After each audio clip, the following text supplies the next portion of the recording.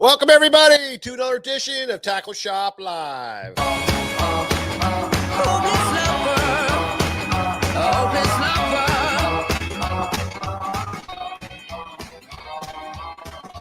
You want a sunny day, right there you took my breath away. Young and pretty, was it just a dream? The next day, what's up, Larry Show? Matthew Weimer, how you doing, buddy?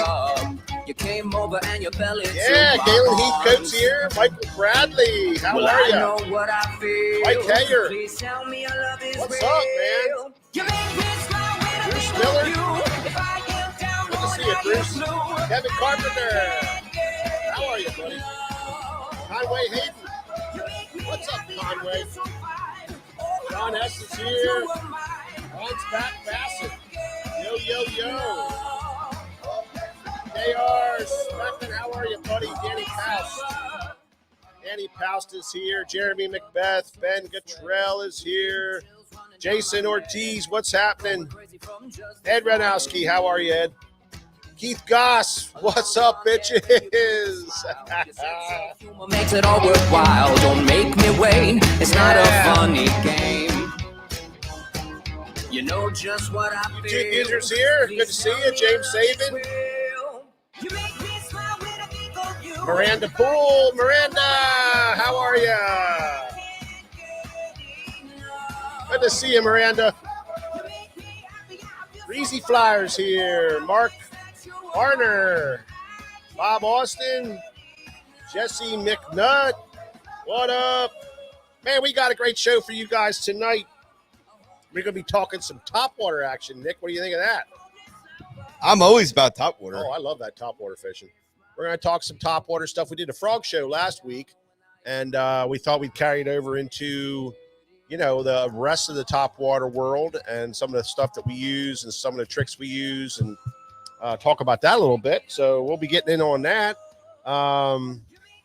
Yeah, so it's going to be a good time. We got some tournament talk to go over, some tackle talk. It's going to be a good time for sure. Been watching some tournaments on the interweb today. So the Open up on St. Clair, they had hit by the hurricane, high winds and stuff for the last day of practice and the first day of the tournament, but they went out and they are heading at it. For everybody in the know, my name is Mike Acord. This is George Acord, and behind the camera is cameraman Nick, and we are tackle. We are a tackle talk show. We do Tackle Shop Live here every Thursday night. Talk about tackle, talk about techniques, talk about tournament fishing, just anything fishing. That's what we do, and we love to talk about it. So thanks for joining us on this Thursday night. We appreciate you very much. Did you see the top? They issued all the top 100 lakes in the United States through Bassmaster. You know, that's a very anticipated, and it's kind of like a curse. If you're top on the list, you know, your lake gets beat all up and everything. So everybody like holds their breath and whether or not they're going to be the top lake. I mean, it's kind of as bittersweet. You know what I'm saying? I don't know about holding the breath. Well, it's bittersweet. That's what happened at Blue Marsh. It was on the top 100. Right. You know, everybody started going there. Well, think about it. You get put on the top. You're a top dog on the top 100 list, and guys are looking to go for places for vacation. You know, your lake's going to get hit up a little bit more. So, I mean, that could be a problem. So it's a bittersweet. It's sweet that your body of water made it, but then it's like, oh no, all these people are going to come and ruin it, and because Bassmaster has that kind of power. Oh yeah, you know what I mean. It all starts there. Well, look what happens when the Elite Series goes, you know, and exposes a great lake, you know, one that maybe people haven't heard about. Man, people flock to it and they go fishing. They see it on TV and they want to go, man. They want to go and be there. But in the Northeast now, the top dog in the Northeast, Nick, what do you think? I'm gonna say the St. Lawrence. What do you say, George? Is it a lake or a river? I don't know. Top dog bass fishing spot in the Northeast. I'm going to say the St. Lawrence as well. Correct. Both of you guys are correct. Northeast is the number one is the St. Lawrence River for the Northeast. You know what though? What? Looking at some of these weights on this tournaments today, there might be some. They might be some guess what's- challengers. That's funny you say that, but guess what's number 2? Lake St. Clair is number 2 on the Northeast. I can list. believe it because they whacked them today. Yeah, but here's one that's kind of funny. Lake Erie is number 3 in Buffalo. They say Lake Erie, Buffalo. Okay, I got to ask you a question. So on that first one, Yeah, did it just say St. Lawrence River St. or Lawrence River. Ontario as well? no, St. Lawrence River. That's the Eastern Basin. Huh? Buffalo. Yeah, but oh yeah, I guess so. I mean, They break it Erie down into 3 basins. well, I mean, I would say that the better fishing on Lake Erie is the Buffalo Eastern Basin, yeah, I would. and they included Niagara River with that. Yeah, well, So, yeah, that's fantastic fishing. but guess what number 4 is? This is one that really shocked me. Lake Erie out of Ohio. That shocked me. Well, It's not very good there. I don't know about that.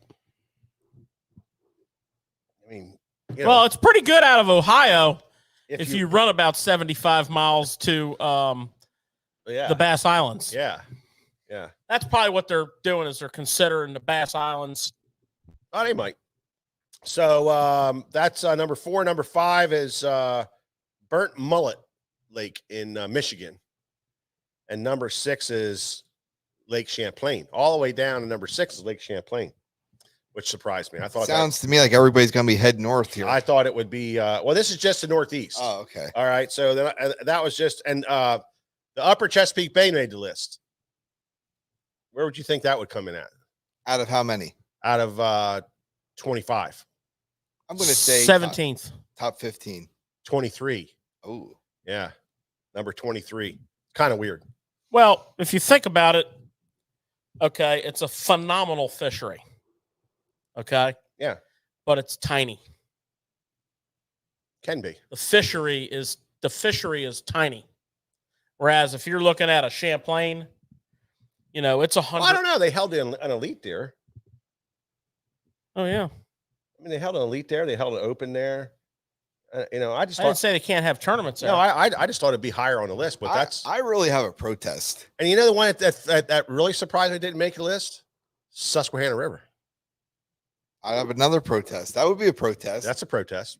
But my other protest is, and George, I think you would know this way better than I would, but how is Lake Ontario not as high as some of them places on Lake Erie when most of the guys that go out of the St. Lawrence want to be on Ontario? Like I said, I don't understand the list. I think I don't know how the list works. I know how it works. I think the list works a lot like I can tell you exactly how it works. the it's Bassmaster's list, yeah. and Messina and Waddington, New York, pay them ransoms of money to have Exactly. tournaments there. I was going to say that St. Clair, Harrison Township, Michigan, pays them big bales of money to have tournaments there. Keep going down that list, and you'll see how it unbelievably. Plattsburgh, New York. Where was Champlain at? Plattsburgh. No, where was it on the list? 6. A lot of money being paid out of Plattsburgh pays money to host tournaments because there's not much else going on up there. I know. I'm just saying. You know, it probably has a lot to do with that because I was going to say it's a lot has like everything the to do with that. ICAST Best of Show Awards. It has everything to do with that. It's a lot like that, Nick. And I'll tell you why Ontario didn't make the list. They don't run tournaments out of any towns on Ontario. Yeah, because like I said, if you think about that logically, most people that even go out of Messina, where are they Yeah. trying to run to? I didn't read the paragraph underneath that listing, and it may say something in there about Lake Ontario being connected to Oh, it no, and that's stuff fine. like that. I didn't read it, but anyway, in the central part, it's number 1 O.H. Ivy in Texas. Never heard of it. Never heard of it. And- Whoa. What? Just hold up on the list. What? Back it up. That is the biggest mega bass factory 2 to 3 years running now. Really? O.H. Ivy. Oh, yeah. They're cranking out Giant. 10s to 14s. their season starts down there big time in January. Yeah. And by the time you get to like June, them boys are done caught epic quantities of double digits and they're out. I mean, some of these YouTube guys that are fishing that lake and guiding on it. Yeah. I mean, Giants. the fish they're catching is off the freaking hook. Well, wait a minute. So that by that being number one in that part, yeah. What would you say number 2 is? that's telling me Bassmasters is probably going there next year. They might. Guess what number 2 is? Where are we at? In What the central. region are we in? In the central. I'm going to say Lake Fork. Central. I mean, I'm going to say Rayburn. Lake Fork is second. Not hard to You sure you believe. didn't read this, Nick? No, I would have never even known that first lake you said. Never Okay. heard of it. Not hard to believe. So that's the 2 in the central, top 2 in the central, and the top 2 in the west. You didn't get Rayburn. Well, it's on there, but it's down the list. Not that far. It's pretty far down. It's like Well, think they it was must like not fifth or talk to sixth. Keith Combs. No. But what's top 2 in the west? I got one guess, and that is the Delta, the California Delta. Okay. The West is a big place geographically speaking. Mhm. I'm gonna have to put Lake Havasu somewhere in that mix. Well, it made the list for sure. Top 25, Havasu. I think it was like in the top teens. But the other the one Clear Lake. Clear Lake's number 1. What? And Delta is number 2. Two. Yeah. And then down the south, They obviously talked to Ish Monroe about that. Yeah, right. then the down the south number 1 lake is in Florida. Oh, that's got to be Okeechobee. Nope. I'm going to go Kissimmee Chain. Nope. Wow. Orange Lake. Oh, I've been there. I like that lake. Orange Oh, yeah, Lake. there's some big ones in there. And then number 2 is Lake Murray. That stinks. They put Orange Lake on there. That means it's ruined. Lake Murray. That's an awesome lake. Yeah. So then the top 10 list. Now this is out of all the top 100s. They took the top 10. They picked out of those top 100s the top 10, and the number 1 spot for the top 10 is St. Lawrence River. Number 2 is the O.H. Ivy, Texas. Number 3 is Orange Lake. Number 4 is St. Clair. Number 5 is Lake Fork. Number 6 is Lake Murray. Number 7, Lake Erie out of Lake Erie, Niagara, Buffalo. Number 8 is Clear Lake. Number 9 is Bussy Break Lake. Bussy Break. Bussy Break? Bussy. Bussy Break. That's Break where, Lake in Louisiana. That's where the Bass Pro Tour had their heavy hitters a couple years ago, like 2 years ago, and they caught the fire out of some giant fish there. Matter of fact, if is that where Randy Howe caught those? I think he back caught to back? I think he caught like a 10 and an 11. Like only had a 12-pounder in that tournament. Yeah, insane. Yeah. And then round out the top 10 is Millslack. Mille Lacs. That's right next to Millslax. Millslack. I'd like to make a bet. The over or under on how many of those that are in the top 10 are in 8 tournaments next year for the elites. Well, I mean, I can see it. I can see him going to a lot of them. I don't know that O.H. Ivy. That I don't know if it's big enough for him or not. It might not be big enough. See, that's you got to understand. It might Orange Lake's not either. Yeah. Oh, see, that might not be big enough. So, I mean, these are great bass lakes to go fishing at. That's why I said, it's. I'm glad Susquehanna didn't make the list. Keep 8 billion people from coming here. I say bring them. Oh, yeah. A bunch of fiberglass boats. Well, broken. I was going to say the boat dealers around here would love it, getting repairs on their motors. So there you have it. But announcement for everybody: next week we are leaving for ICAST. George, myself, and Nick.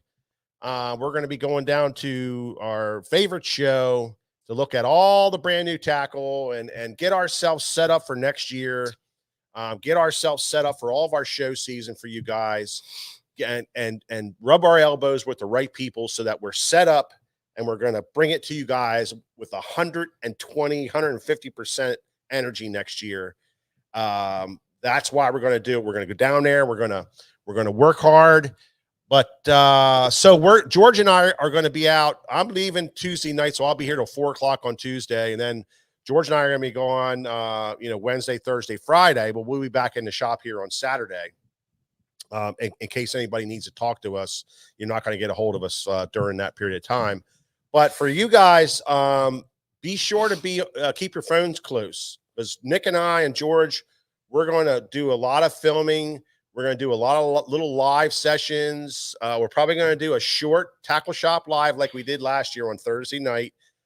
Who knows? Last year we were at the missile booth. We had a good time there with those guys. Last year, isn't that when we followed Steve Kennedy and you're telling his secrets live? Oh, yeah. Yeah, that's right. Yeah, he hasn't talked to me since. Yeah. But we're going to be there. We're going to do all these things. We're going to do live. We're going to be posting videos, putting videos up all the time of what we like, what we don't like, the good, the bad, the ugly. Nick and George are going to be at the On the Water on Tuesday, so they're going to do some cool on the water videos for you guys and possibly go live a little bit out there. So next week, keep it loose with us. We're going to get the orders shipped. They're going to go out. They may be, maybe a little bit behind, but we should be able to keep everything up and running. Shouldn't be a problem there. So, but just wanted to give you a heads up on that ahead of time. I got to tell you guys, this week, you walk out around 10 o'clock. I thought we were in Florida. Oh, boy. That was terrible. I'm telling you guys. That was nothing. I'm telling you That guys. was nothing. That was yesterday. So much like Florida yesterday that Vegas was 120 degrees yesterday. Oh they set a record. Oh my gosh. Yeah, no thanks. I couldn't even imagine. But that. it's a dry heat. Yeah, it's a dry heat. Doesn't bother you quite as much. I said to us one time, George and I, first time George and I ever went to Las Vegas, it was 113 degrees. And we landed, we got this cab, and we told the cab driver where we were going. And he said, making small talk, he said, "Where are you guys from?" We said, "We're from Pennsylvania." He said, "Listen to me. You're going to die out here. You're just going to die. You got to drink water all the time. Even if you think you don't need it, just keep drinking water." He says, "You will die." He kept saying that you will die. George and I were like, "What the hell, this guy?" He said, "I'm telling you, that's how." He said, "It's a dry heat, yes, but it's hot and it evaporates your sweat instantly, Nick, and sneaks up on you." And he said, "You're going to die." 120. That's bad, George. 120. That's bad. Yeah. Joseph Castorino, how you doing? Ben, how you doing, Ben? Charles Daltrey, what are you doing? We will be meeting at the cigar bar, buddy, for sure. Just tell us when and where there, Big C. Bob Austin, yeah, how you doing? Bruce Millard, how you doing, Bruce? Yeah. Blue Marsh ain't over yet. Yeah, well, Blue Marsh was on the list, but it got whooped on many years ago. So, yeah, that's the deal. We're going to get this show going. I'll tell you, there's a few things on that list that surprised me. Yeah. But a lot that didn't. No, I a couple things. The Erie thing really surprised me, because all I've been hearing lately about Erie is it's getting tough and it's getting bad out there, Now they even on the list. I don't think that's true. On the list, Presque Isle Bay. On the list, Presque Isle Bay made it. So that's different than, I guess, different than Lake Erie. But Presque Isle, they have 3 spots on there. So I have a question. That comes from our customers who've been going out for 15, 20 years. And they're like, wow, we used to catch 300-400 fish a trip. Now we're only catching 50, 60 fish a trip. Yeah. So I got a question for you guys. Every year they come out with this list. Let's go back like a couple years ago, 10 years ago, whatever. What lakes off the top of your head that were high that are just like nowhere to be seen now? Fell off the face of the earth. Fell off the face. Well, that's going to be hard to answer, because trying to remember some of the lakes that were on there. Or a lake that just came out of nowhere. It's like, well, that OHIV came out of nowhere. Well, I'll tell you another one, Choke Canyon.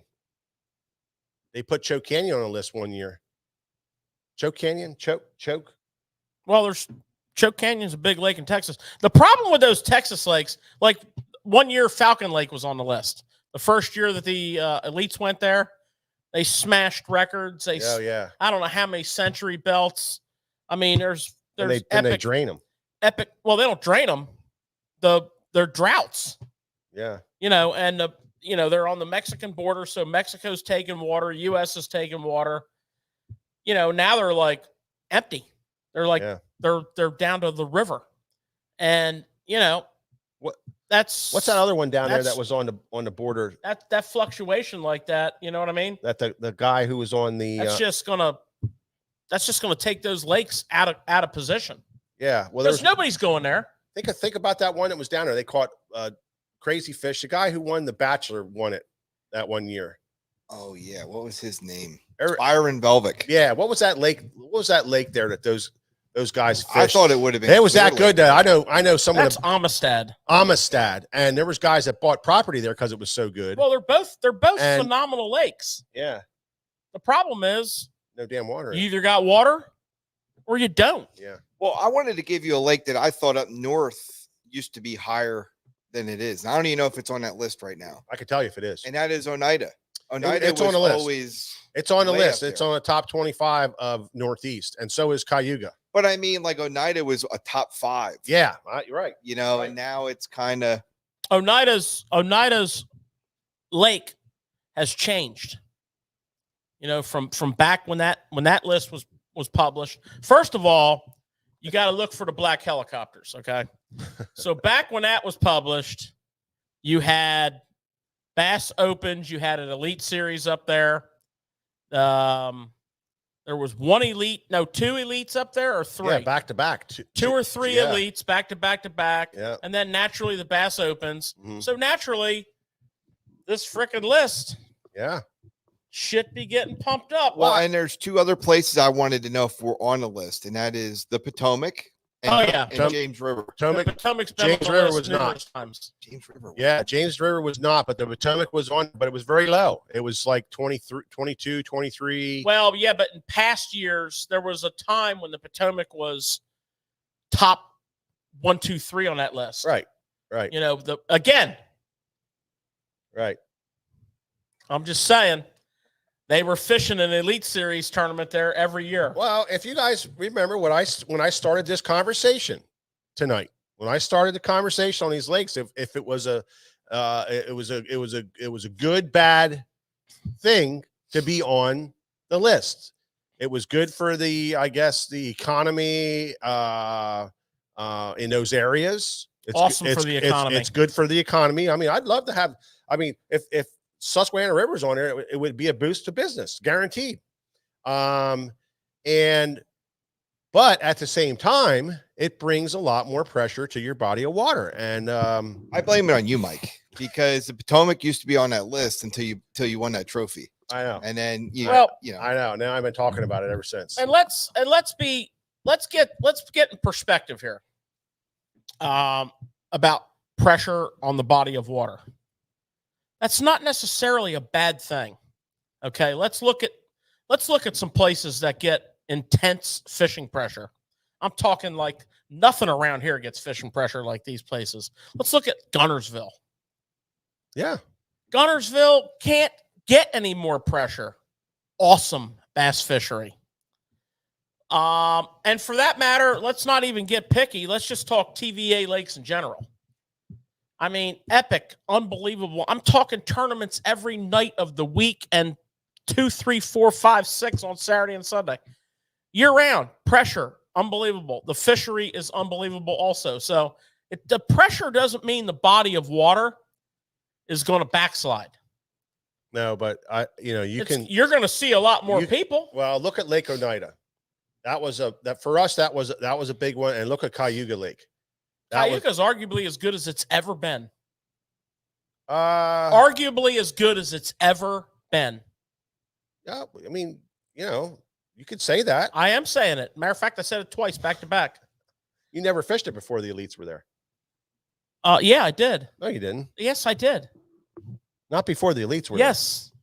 there. I don't think so. Yes, fished Federation whatever they call them now, because they changed that a lot, regional or whatever team tournaments there. But it was a phenomenal fishery then. It's a phenomenal fishery now. Yeah. Maybe better. And George, you had a good point with Oneida. I mean, from what I was told in the 90s, that it was a great topwater lake. And now it's more like a goby Right. type of lake. I mean, it's not that the lakes get worse, they change. You know, Oneida's forage base changed in large part to the goby. Well, I think Oneida's on a rebound. Oneida's phenomenal. Oneida's on a rebound because Fish are bigger than they've ever been, and they're plentiful. Yeah. But yeah, you know, so they do rebound. But the point is, the list doesn't necessarily hurt your lake at all. I think if the Elite Series goes to your lake, for 2 years after that, it hurts the lake. I believe that the pressure is totally changed. It's immense. People go from all over to go there, and then you have this rebound period. Then you have this rebound period afterwards because it kind of dies off. You know, they don't talk about it anymore or whatever. Or guys go and they get it all out of their system or whatever. You know, there's just not as much tourism, and it starts to rebound, and it happens. Yeah, but I'm telling you, this list and it changes the fishery. And you can't say it doesn't because of fishing pressure. I can. Because Choke Canyon was like bad to the bone ass. Again, let's revisit that whole situation down there. Well, yeah, George, it wasn't the droughts. Yeah, I know, but we made that list and people went down there. They caught these fish. So, you know, a lot of people don't practice catch and release on a place where they catch a 10-pounder. A lot of people keep them. And it changed that fishery. It's not like it was. And I remember people bitching about it. The St. Lawrence River, when those tournaments are up there and there's cooler fulls of dead fish and the locals are like, get the hell out. We don't want you here. It changes the fishery. It's St. Lawrence, you could say, yeah, they catch a lot of fish up there and it's arguably an unbelievable fishery, but go up and do it. Go for our guys, the average guy, just go up and try to do that. That's why that's why I protested, because if I was going to take somebody to the St. Lawrence River that doesn't know how to fish that well, yeah, I would want to get as close to the lake as I could, because the river is not that easy to fish. It's hard to catch them. Yep. Once you dial in, it's pretty easy, but it's hard to catch the fish that these guys are catching. Yeah, you can go up there and catch 1.5-pounders and 2-pounders all day long, but to go up there and catch these 5s and 6s and 7s, arguably 7s, you got to know what you're doing. You got to really have a game plan. You got to know what you're doing. Yeah, but that has nothing to do with fishing pressure. Yeah, I mean, does. you and I. Let's just take me and you. Yeah, it does. If you didn't have all that pressure, let's take me and there, you. Just for example, you and I have fished some of the most premier smallmouth waters that there are. Yeah, and we're competent smallmouth fishermen. Yeah, from 6 inches of water to 60 feet of water, and we've gone in through multiple seasons with the goal. We've never caught a 7-pound smallmouth between us. Yeah. In 40 freaking years. Yeah. It has nothing to do with fishing pressure. You know what it has to do with? 7-pound smallmouths equal 4-leaf clovers. I know. I understand that. Talk to your top guides. I understand that. Talk to your top guys that fish the St. Lawrence River and Lake Ontario. Get Travis Manson on the horn. They'll tell you. Let's see how many 7-pounders he's caught. They'll tell you, though, George, that the fishing is not like it was because of the pressure, because of the publicity, because of the number of people going up there. It's just not like it was. Well, it's a good argument that can't be proven in either direction. I mean, you know, will it die off and come back? Not until these big tournaments stop going there. Well, the problem is when you use terms like come back, that means it went somewhere. And, you know, I just can't really get along with that. I think the St. Lawrence River is justifiably number one. Oh, it's an amazing I'm not saying that. I'm saying it's a great freaking body of water. Now, let me tell you this. It's fantastic, but it's, you know what I mean? It's just not what it would be. You can't say that it wouldn't be something different, you know? Take the 6-pounders and the 7-pounders out of the equation. Because, again, they're not exactly I've caught 6s common up there. No kidding. Yeah. Multiples. But they're not common. No, but they're Okay, so they're not common. We are agreeing. They on are the common to those elite pros. They're very common to those elite pros. All right. Well, my point is that 6-pounders are not common. They are up there. And my point, elite pros. So let's get over the fact that they're not common. Why don't you say they're common up there? Because I don't see that many of them caught. There's a lot of them caught in those tournaments. 6-pounders. Not really. Okay, well, we want to let's count them up next time we see them. But what I want to say is, my point is this: you can go up on the St. Lawrence River and you can catch 2.5 to 3.5 pound smallies in countless areas. Never hit the spot lock button and run out of bait. What are you dragging? Shiners or something? No, you can use a whatever you like to drop shot with, but you can literally. It's not that easy.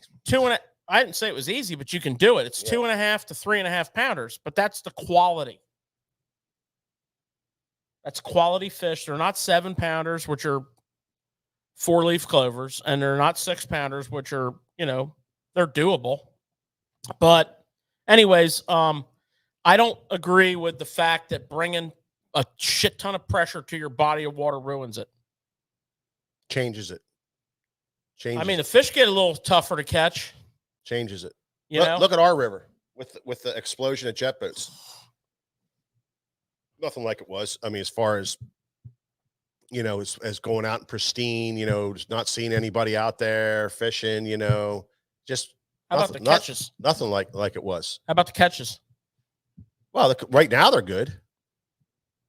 Right now they're good. I'm just saying, there's a lot of people out there now. There's a lot of boat traffic, a lot of things going on, and it takes away from the experience while you're out there fishing. Which is one of the things we all agreed on. When you make that list, you can forget about going to the boat ramp. Forget about the weekends. You can forget about going to the boat ramp in May any day. Well, did you see Mike's boy, the Alabama Bass Council? He was on Gunnersville. Here we go. Just going through the parking lot. It was a Tuesday or Wednesday morning at 10 o'clock. Every ramp was full, and there was no tournament and it was probably May. Yeah, every ramp was full to the brim. Oh, yeah. Well, there's a couple things there. Oh, yeah. One, then we're going to make some big, broad stroke assumptions here. The fishing must be good.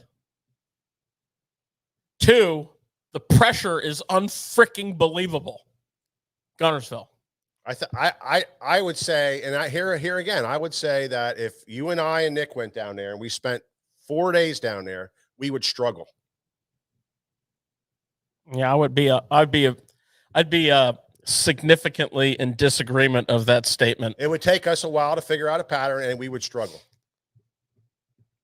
That's what I would say. I would disagree. Yeah, strongly. I'm telling you, these lakes aren't easy, man. They're not that easy. Yeah, I mean, they got they're popular. They're popular.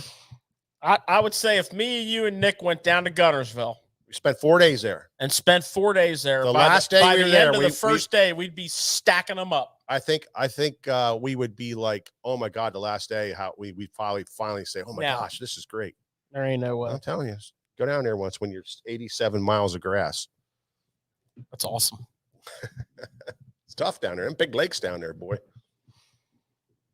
But well, we kind of got off on a little tangent there about this list and how it ruins your fishery. But yeah, we don't really agree on that. But that's okay. I do. We don't have to agree on everything. And we'll see what happens. Is the St. Lawrence River done? Look at Mills Lac. Mille Lacs? Mills Lac. I don't know a lot about that one. Mills Lacs. When they took the Bassmasters up there, them locals were so pissed.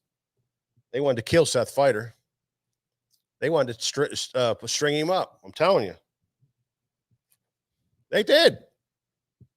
Letting that secret out. They had it all to themselves. I mean, look at it. then all these jet boats started coming around, and you know you just the spots you never only seen 1 or 2 boats on the Susquehanna. Now you see 10 to 15. I'm not complaining. I'm not complaining. I'm just saying it. I'm not complaining about anything with any of this. I'm saying it changes the fishery with these lists. It can change the fishery with these lists, with these tournaments. Well, That's all I'm saying. the thing I would say about it is, which is nice, when you look at Texas, every year it's the same lakes. And the reason I believe that is they have a lot of fishing pressure. I know as soon as they were all Fork this year in the tournament, everybody and their brother went to Fork. But Fork, I shouldn't say Fork, Texas does it right. Oh, And they are all about preserving management what is out there. Right. All other places have to do is follow in their footsteps, and they won't. That's what I think. But well, Nick, you brought up a good point there. We're talking about, for those of you just joining, we went over the Bassmasters list of the best lakes. Some are paid for, some are not. We have, financial growth. We have organic growth on this list. But, we're discussing the cause and effect of putting your body of water on this list. The question, which is a very righteous question, is, Mike called it the kiss of death, bringing the national attention to your body of water. And we're trying to make an argument on both sides of that. And we talked about fishing pressure, and we talked about Gunnersville, and it's probably as good as it's ever been. Now, you're check right. this out. Nick just brought up a good point. Texas. I mean, is the fishing pressure, I think it's higher. Rayburn, Toledo Bend. I mean, Rayburn. Now, they know how to throw some tournaments down there. Yeah, I know, but look at when they start all this stuff, this conservation stuff in last 10 years, last 15 years. Conservation? The conservation that they're doing now. Oh, down in Texas? Yeah. Oh, no, it's been 25 years. The stocking Yeah, programs. they just had a big anniversary. Yeah, the stocking programs, how they stock bass and stuff. Yeah, I mean, they do it right down there. They definitely do it right. And they realized that, they brought a lot of tourism into their state if they have a good fishery, and they wouldn't be sinking this money into it if they weren't making money off of it. I can guarantee you that much. The economy, it's great for the economy. It's great for the outdoors. It's great for the people, but more importantly, it's great for the economy. And let's look at where bodies of water are generally located. They're kind of off the beaten path a little bit. Smaller communities, more rural areas, more spread out population. And I mean, the St. Lawrence is a great example of that. I mean, the tournament either goes out of Clayton or Messina.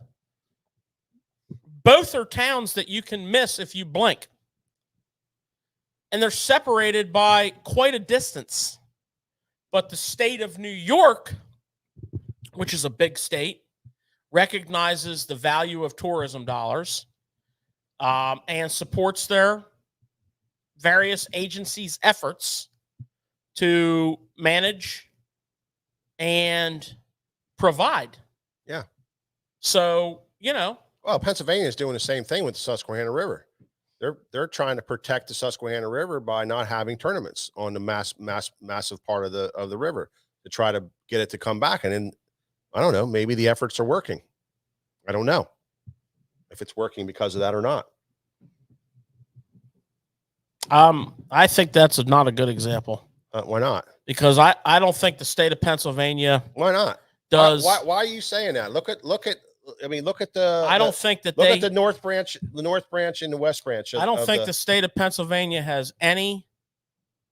As a matter of fact, I was actually at meetings when the own biologist of the Fish Commission went against their rules of closing the river tournament fishing. They said, you're missing the point.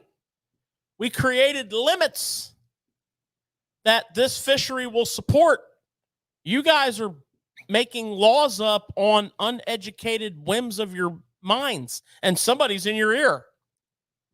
That's what went down there. Well, what about the North Branch? Do you think that, or the West Branch? Do you think they're affected by tournaments or affected by new pressure? I think the biggest thing is with rivers, particularly where it's magnified, is the massive fluctuations of, I mean, rivers have a whole nother dynamic that's possibly very bad for the species that live in them, and that is flooding. And like right now, drought and extreme high temperatures with low oxygen. Yeah.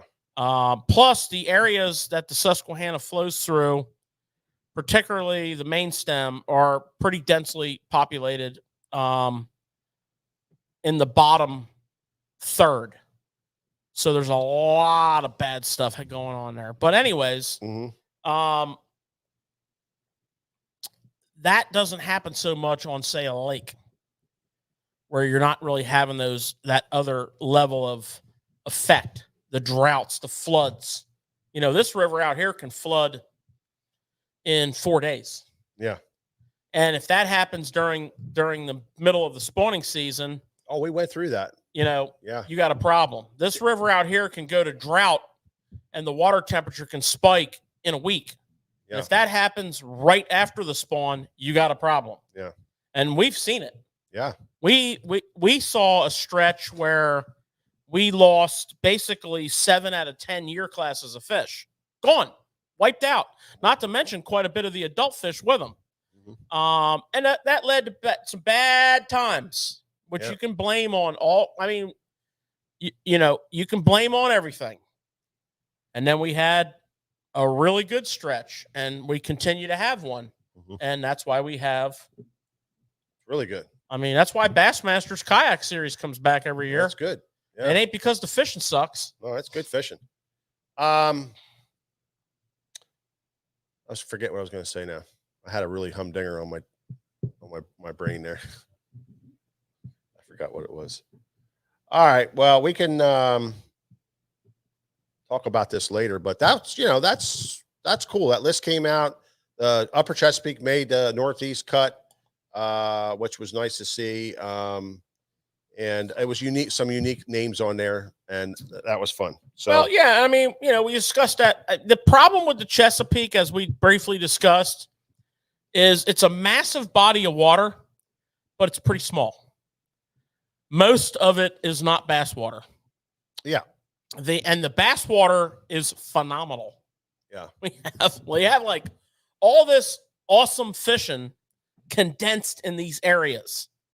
And then we have the biggest estuary in the United States of America that most of it's not suitable bass behavior or water.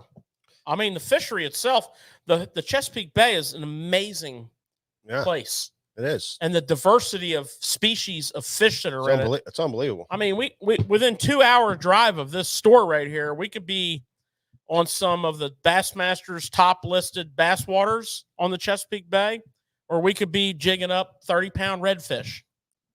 Mark Barner asked, what's your thoughts on Raystown Lake? Well, my thoughts on Raystown Lake is it's in Pennsylvania. It's one of the better lakes in Pennsylvania. It's a phenomenal fishing lake. You got great smallmouth in there. You got great largemouth in there. But here again, the problem with that lake is, it gets a lot of pressure. It gets a lot of boating pressure. So the summertime, it can be very difficult to fish. And now all of a sudden you got the Army Corps of Engineers that's going around and killing all the grass, which doesn't hurt the fish, but it hurts the fishing because it changes the fishing and it makes it very difficult to sneak up on them suckers now. And you have to change your ways. But the population of fish still there. They have a great population of smallmouth. They're catching a lot of fives in the smallmouth range up there, which is spectacular. Back in the 80s and 90s, when I fished it a lot, there was 6 pound and 7 pound smallmouth on that water. And it was a very, very special place. And then, it's just like any body of water. They all cycle, they all come through, especially those mountain reservoirs that are small like that. They're going to cycle, and you're going to have a lot of fish die off. Steve Kennedy was on the the show with Zaldanes, and he was talking about a cycle of a lake and these bass, how long they live, and a bass that's 13 years old is a super mega old bass, and that they die a lot between 11 and 13 years. Your bass die off between 11 years and 13 years. Now, I don't know if he was just talking about southern lakes or what, but that's what he was saying. He says that there's a certain percentage of die off every year that you get because your fish get old and die. And I think that's where some of the cycling comes from. If you have a lake that has a lot of big fish, he said one lake down there, they're expecting in 3 years, there's going to be a 40% die off in fish on one of the lakes down there. It's not going to kill the lake, but you're not going to see the 22, 25, 30-pound bags like you're seeing right now, because that population of fish is going to die off. So you're going to, and that's where I think Raystown, what happened to Raystown, and now it's coming back really good right now. And it hasn't peaked yet, but it's coming, it's getting good again, so and plus it's beautiful in the spring and fall up there. It's a beautiful lake. That's a great point that you and George bring up that I don't think any of us ever think about, like the mortality rate naturally and how these lakes and rivers get affected by that. I mean, you don't even think about it. No, you don't. And there's, everything dies, Nick. Yeah. Everything in life and that's living will die eventually.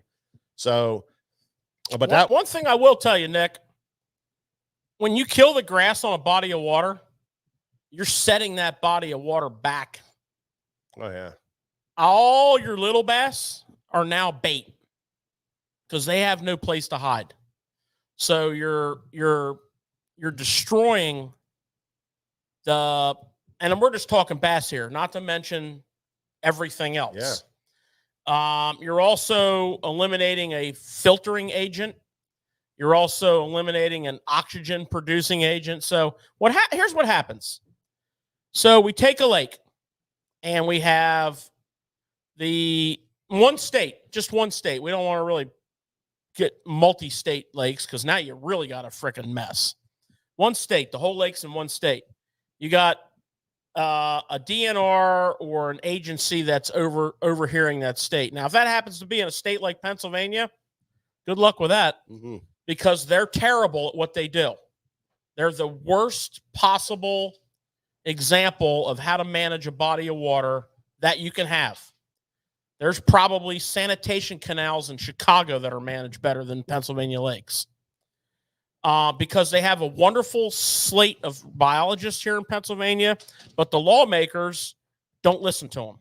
And they're the lawmakers, and they just can say, well, whatever they want to say. That's a problem. Then you come in with another agency. So now we got, mismanagement occurring, or some form of management occurring. In Pennsylvania, it's mismanagement. Now you come in with another agency, and they could care less about fish. Their job is to build a lake to control flooding. Army Corps of Engineers. They don't care about fish. They follow the guidelines that they're given as far as recreation. And these two agencies communicate like this. Yeah, they don't communicate at all. So they're like, well, we got to spray all this grass and kill it. So they go out and they kill all the grass. Anytime that happens, and it happens all over this country, the last Bassmaster Elite was on a body of water where the grass was all killed. It affects everything. So, you got a lake like Raystown, when the grass comes back, what's already a good fishery becomes a great fishery. Yeah. You got a river like the Susquehanna River. Right now it's a great fishery. Give us about a bad run of luck on the floods and the weather. It'll be good. It won't be great. Yeah, it's everything's cyclable. Everything's cyclable. And here's a fella here who said it here.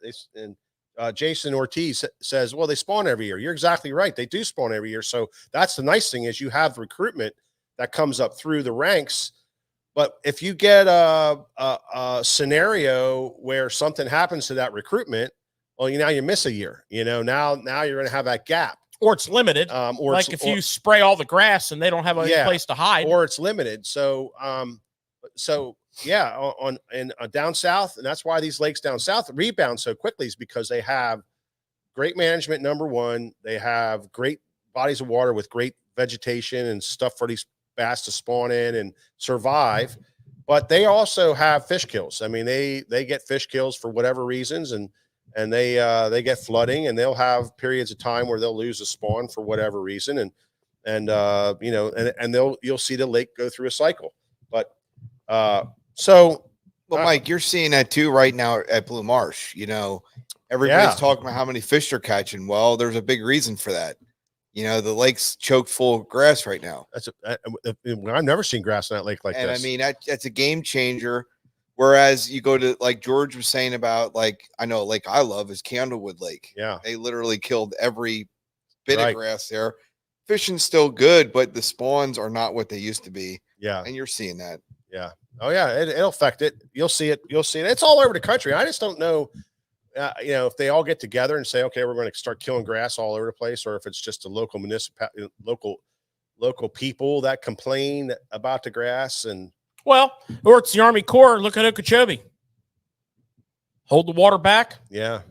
Limit sunlight penetration. Kill massive percentages of grass. Now we can't filter the water. Now it's even dirtier. Now less sunlight penetration. Now more grass die off. All that grass settles to the bottom of the lake, decays, consumes oxygen, creates dead zones. Classic textbook 101, how to F up a lake by the Army Corps of Engineers. I can't believe the government. It's a 3-chapter book. I can't believe the government doesn't get involved in that, because Okeechobee is so big that it affects the ocean, and they are getting red tides in the ocean, and they say it's coming from the bad water that's coming out of Lake Okeechobee because of just what George said. Well, it's not enough water coming out of Lake Okeechobee too. Well, not only that, but the canals aren't getting flushed out. They're having these bacteria in these canals that you can't even go near the canal and breathe the air. It's that bad. Not only stick your toe in there and your toe fall off, you can't even breathe the friggin' air next to these things. That's how bad the bacteria is in that water, because they're not letting enough water out of Okeechobee to flush those canals out. Yeah, I mean, when you have a environment like the Everglades, which is a natural filter, and water just falls from the sky, it lands on the ground, it works its way down through the ground and the rivers and the streams, it ends up going out through the Everglades, it ends up going through the rivers and the streams into the ocean. There's a balance there. Yeah. Now, when you come in and your name is Mr. Army Engineer Corps, yeah, and you say, well, I'm just going to build a frickin' dam here because all of a sudden we decided that we got to control this water. Ridiculous. Now, if you do maintain a certain flow and stuff, it'll work. It's not ideal, but it'll work. Yeah. But when all of a sudden your new objective becomes what it is now, Okeechobee's just another example. We talked about Guntersville. Yeah. If the wrong people get in charge on Guntersville and they decide that there's too much grass on that lake, and they go to a mass eradication effort, Tackle Shop Live 2027, we could be sitting here talking about Guntersville. Yeah. Well, the organization, nothing more than that. When I was in the messing around with these bureaucrats up in Harrisburg for a couple of years, there's a certain organization with the public, and the fishing public isn't organized enough to go to the right people and push the right people to go up and speak. We just, for some reason, we don't have a voice there to go over and say to the Army Corps engineer, man, you really can't be doing this. And this is why. And if I was Senator such and such, and I had 5,000, 10,000 fishermen screaming at me, I would have to go and check into this and find out what's going on and hopefully do something about it. We had our local senator here. We had meetings with him trying to get him to straighten things out, and he stepped in and made some comments and conversations and got to the bottom of at least what we were asking about. Well, that's a good point you make, because I know Scott Martin. I watch his YouTube channel, And when he's doing his weigh-ins for the elites, he always mentions about Okeechobee, and he's trying to drive that to the government level, to make a change, do something. The fishermen don't sit down at the computer and write that letter to that senator. We just don't do it. Well, Well, I'm saying in masses. We don't do it in masses. There's a small pocket here, there's a small pocket, but we don't do it in masses. I just got a response from my last letter I wrote to Fetterman. Took him 7 months, but I got it back. Let me explain something to you guys out there. If you're interested, if you're not interested, this is only going to take a second. But if you're interested, Nick's talking about Scott Martin talking about Okeechobee. Big problem. But in the size of the United States, it's a little spot. There's good people doing good work there to help it.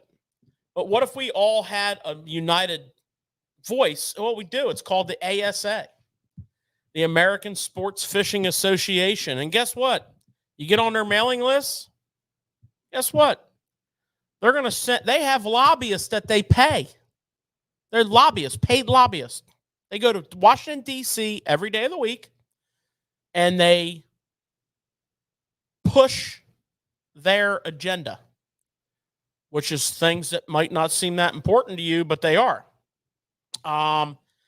And they actually draft up letters for you. All you got to do is hit enter and click, and it sends it for you. Mm-hmm. And so I don't know if you got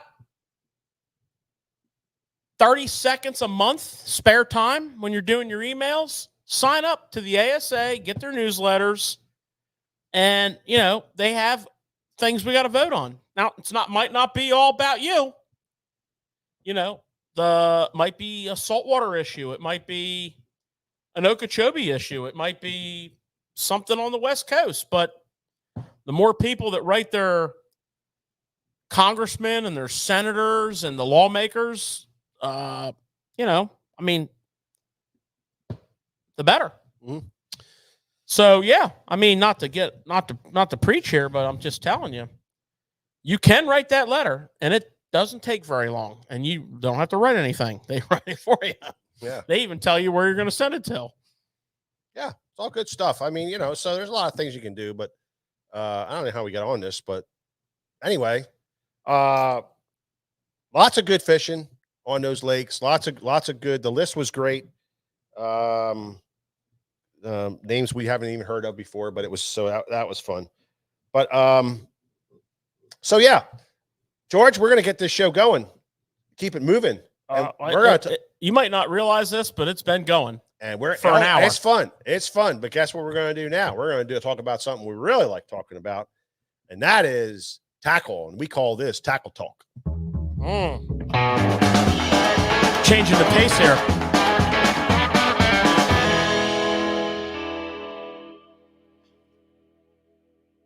Well, we're a tackle shop. We like messing with tackle. We like playing with tackle. We like throwing tackle. We like fishing with tackle.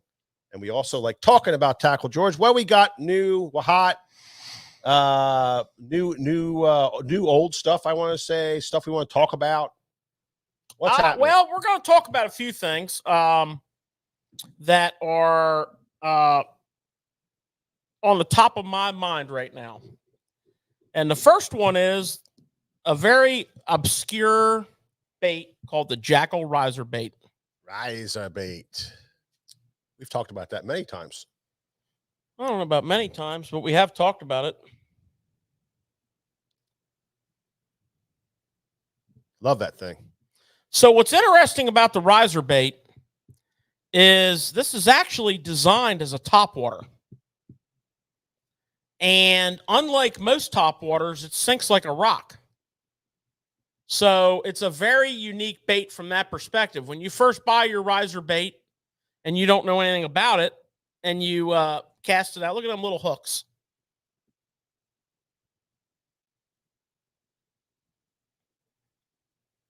They're number 8s. You cast this baby out and you're like, damn, my topwater bait's sinking. Well, it's supposed to. This metal lip right here, which is angled upward, eerily similar to some baits that came out earlier this year from another company.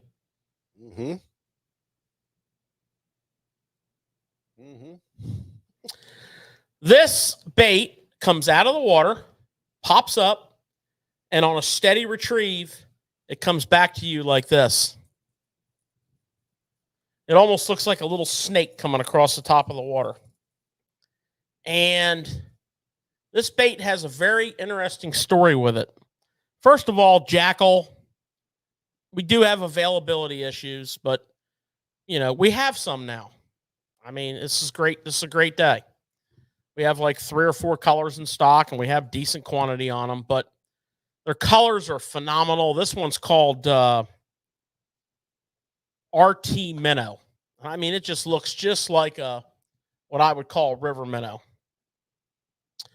But it doesn't matter. All the colors are good, and the color is not that critical.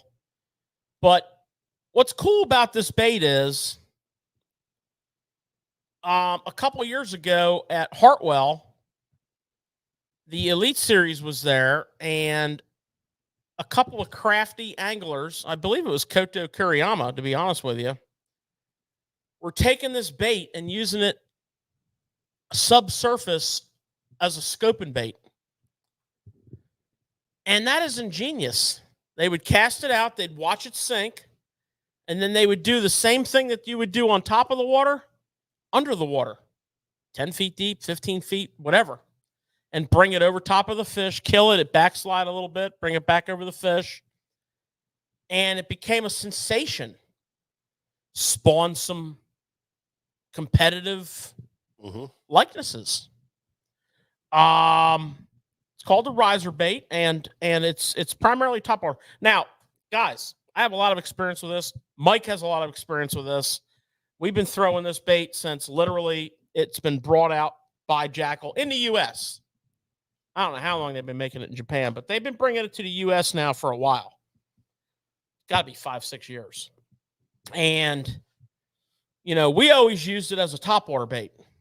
And I've never not used it as a topwater bait. I don't know about you, but I never did. I never tried scoping with it.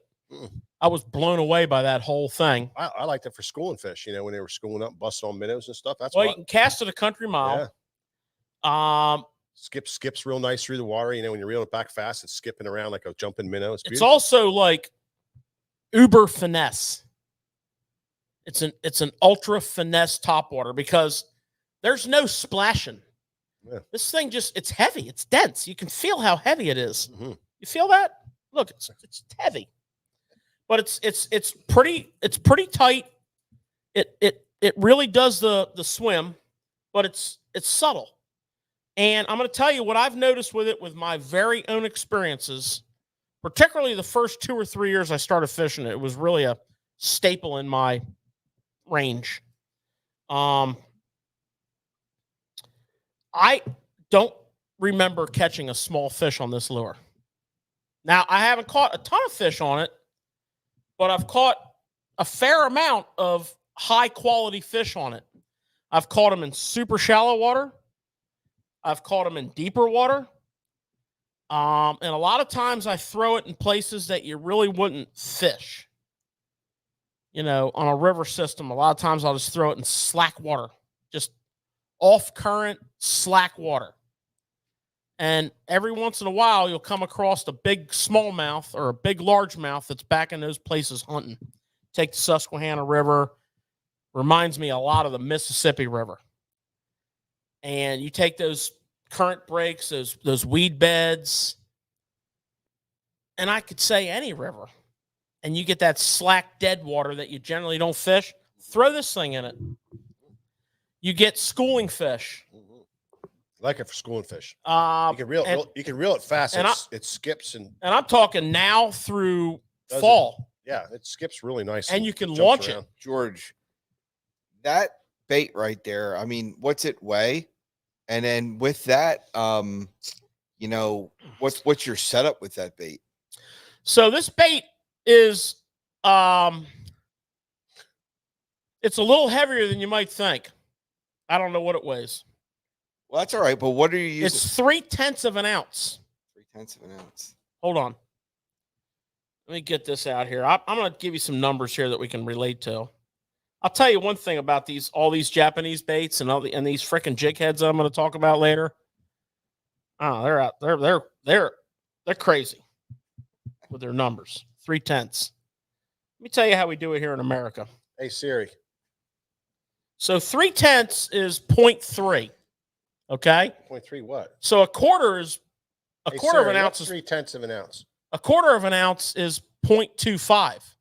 So this is a little heavier of a quarter. It's a little less than 3/8. I think 3/8 is like 375. So it's between, this little sucker's heavy. Hey Siri. And you can launch it. What's 0.3 of an ounce? We're going to let Mike redo the math that we just did.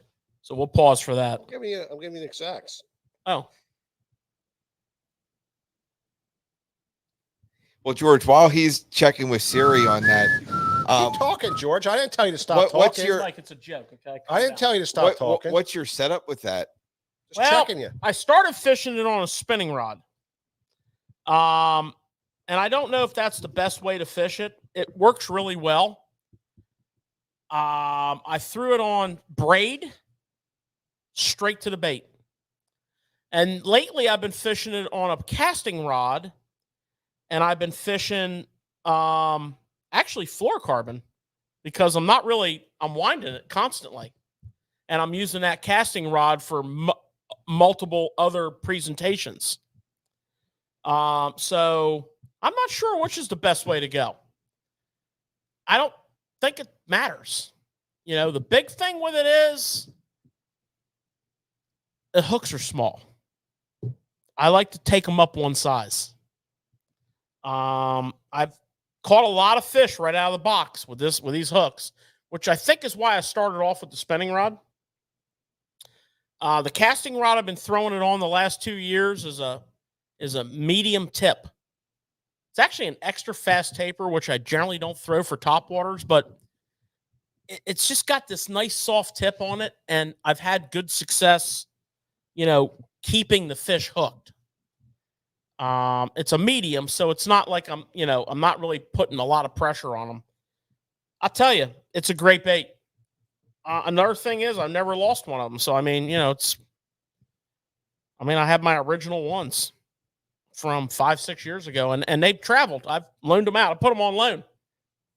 When you couldn't get these things, I've had them on the loaner program. We throw them all. I throw all mine on the 7-1 medium spinning with 8-pound test. Yeah.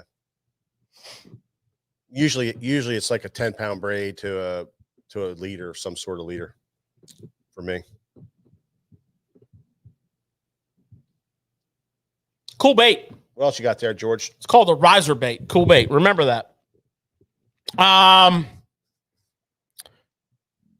So next up, I have a new size of red-eye shad. So let's see if we can show this in the package. Yeah, the unique thing about a red-eye shad, Nick, is they pull differently through the water. Like you got the rattle trap that's real tight and pulls a certain way through the water. You got the Spro Ruku shad, which we really like, that noses down a certain way. But the red-eye shad is a totally different pull through the water if you guys don't fish them. It's to me, it's more of a control the shallowness of it a lot better. I think a lot with the red-eye shad. You can fish it a lot shallower, easier, I would say. So the top model's 3/8. The middle model's the original half. And the bottom, just for reference, is 3/4. Okay. And I think the key here is that this is a 3/8 bait. So it's bigger than the quarter because they do make a quarter.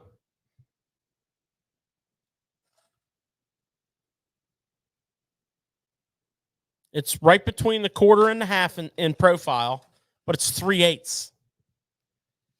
The small quarter is a quarter. It's hard to fish deep with the quarter. Revolutionary. If you like to fish a trap as a drop bait, which we've talked about a lot The trap is an awesome bait in multiple retrieves, but the drop is the most overlooked, underutilized retrieve there is. And what's nice about this small profile is I can fish this deeper and have that smaller 1/4 ounce type profile. It's a little bigger than the quarter. It's not a quarter, but you get my drift. I can't really get that quarter to do what this will do in that deeper water. So it's really is that the same size as a quarter? Now the quarter's a little smaller. It is smaller. Yep. And when I first saw it, I was like, oh man, do we really need a 3/8 ounce red eye? We got the quarter, the 3/8, the half, the 3/4. We got about anywheres from 12 to 30 colors of each one. Then you got the 1/2 ounce tungsten 2-tap, the 3/4 ounce tungsten 2. I mean, it's excessive. I think it's just one. I think the red eye shad is, one you got to have in your box. You just gotta. We talk in here a lot about the Spro Ruku shad. That's what we kind of are on right now. With the type of fishing we're doing, and it's a great rattle trap. But if you look at our box, we have Spro Ruku shads. We have, we have red eye shads, and we have rattle traps. We have all three in there because they do things different through the water. You can fish them at different speeds. I think the one that can burn the fastest is original rattle trap. I think that's your burner. You can burn that kind of quicker than any of them. I'll tell you what else you can burn. That Jackall TN70. Yeah, Jackall TN70. You can freaking rage that thing. And it stands up nice. This one you can't fish real fast. Red eye shad, you can overpower it and it'll lay over really simple.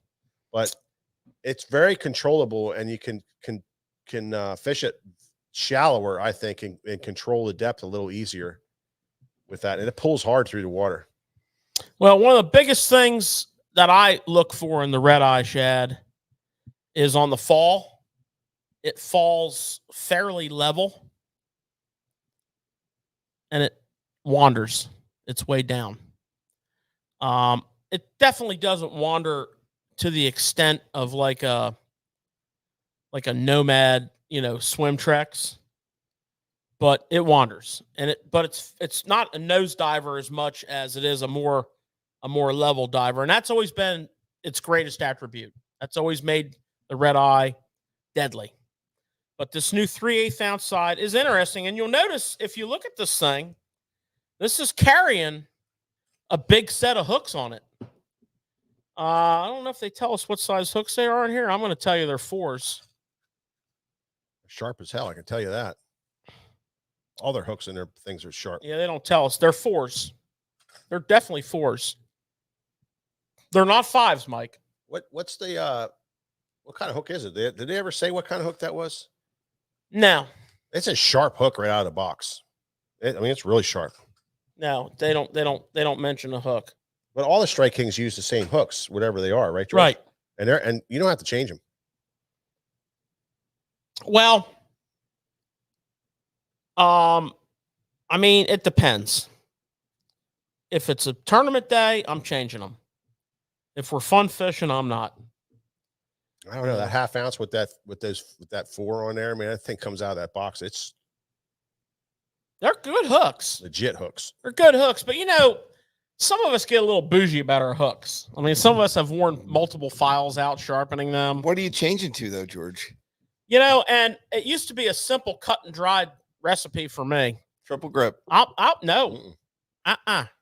Tell him, Mike. He's a Gamakatsu guy for ever. Round bend.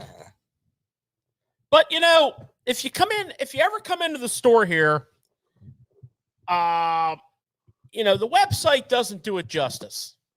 You got to see the shock and awe of the hook aisle. You got your Hayabusa, and their treble hook is a bad boy. The TBL 930. It comes with the slick coating. It comes no shine black. I don't know. They're both awesome. And then you jump across the aisle, and you just have the who's who of hooks. You got the VMC, the whole family from Redline down. They make a fine wire. These BKK guys are churning out these treble hooks. I'm only going to talk trebles. They churning out that Siren treble hook. That's a bad boy. And And then of course, we got a couple players you might have heard of before. Mustad Triple Grip. We got, the owners, ST36s. And, I'm kind of old school. I like that round bend Gamakatsu. I don't know if I built my style around it or not. Do I fish EWGs? Absolutely. You buy a Bill Lewis bait, you're getting a Mustad Triple Grip EWG on there. I don't take it off. Mm-hmm. Depending on the bait. It used to be all the baits we had, you had to change the hooks on. I remember back in the day when Bill Lewis was like the greatest lipless crankbait ever made. That I wish they would have sold them without hooks, because it would have saved me a lot of time. Yeah, it's a pain in the neck. Now they come through with Mustad Triple Grips. Okay. Yeah. So, getting back on track here, because I tend to get a little wordy on hooks. I really like that round bend. Mike, I'm going to ask you, I'm going to go around the horn. Nick, you're last. Mike, what is now you are an out of the box guy a lot. Well, I mean, and let's first of all, I fish a lot of Spro, so that's we Gamakatsu's on there. Can we focus on the fact that you're not good at sharpening hooks? I'm a great sharpener. I just don't do it a lot. You fish anything Spro, it's all Gamakatsus. You fish, you fish a lot of these baits out here now, and they got VMCs, they got this, they got that. So BKK. I think 8 years ago, if you asked me this question, it would be, oh man, I fish Gamakatsu round bends just like my brother does. We buy boxes of hundreds of them, and then that's how we do it. But now BKK is awesome. You got VMCs, you got Hayabusa, you got Red Line. These hooks are freaking phenomenal. So I just don't have a favorite hook now. I guess it's whoever gives them to me. That's a good hook. And free hook's a good hook. I mean, I don't really want to talk about it too much, but in this business, we tend to get sampled a lot. Yeah. And here on Tackle Shop Live, we want you guys to trust what we say. And you can ask anybody. We fish a lot of every freaking sample that we are given. I'm telling you, we do.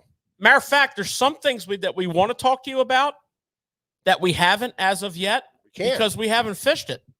Yeah. And, we buy a lot of our tackle just to try it, but we try to have some samples.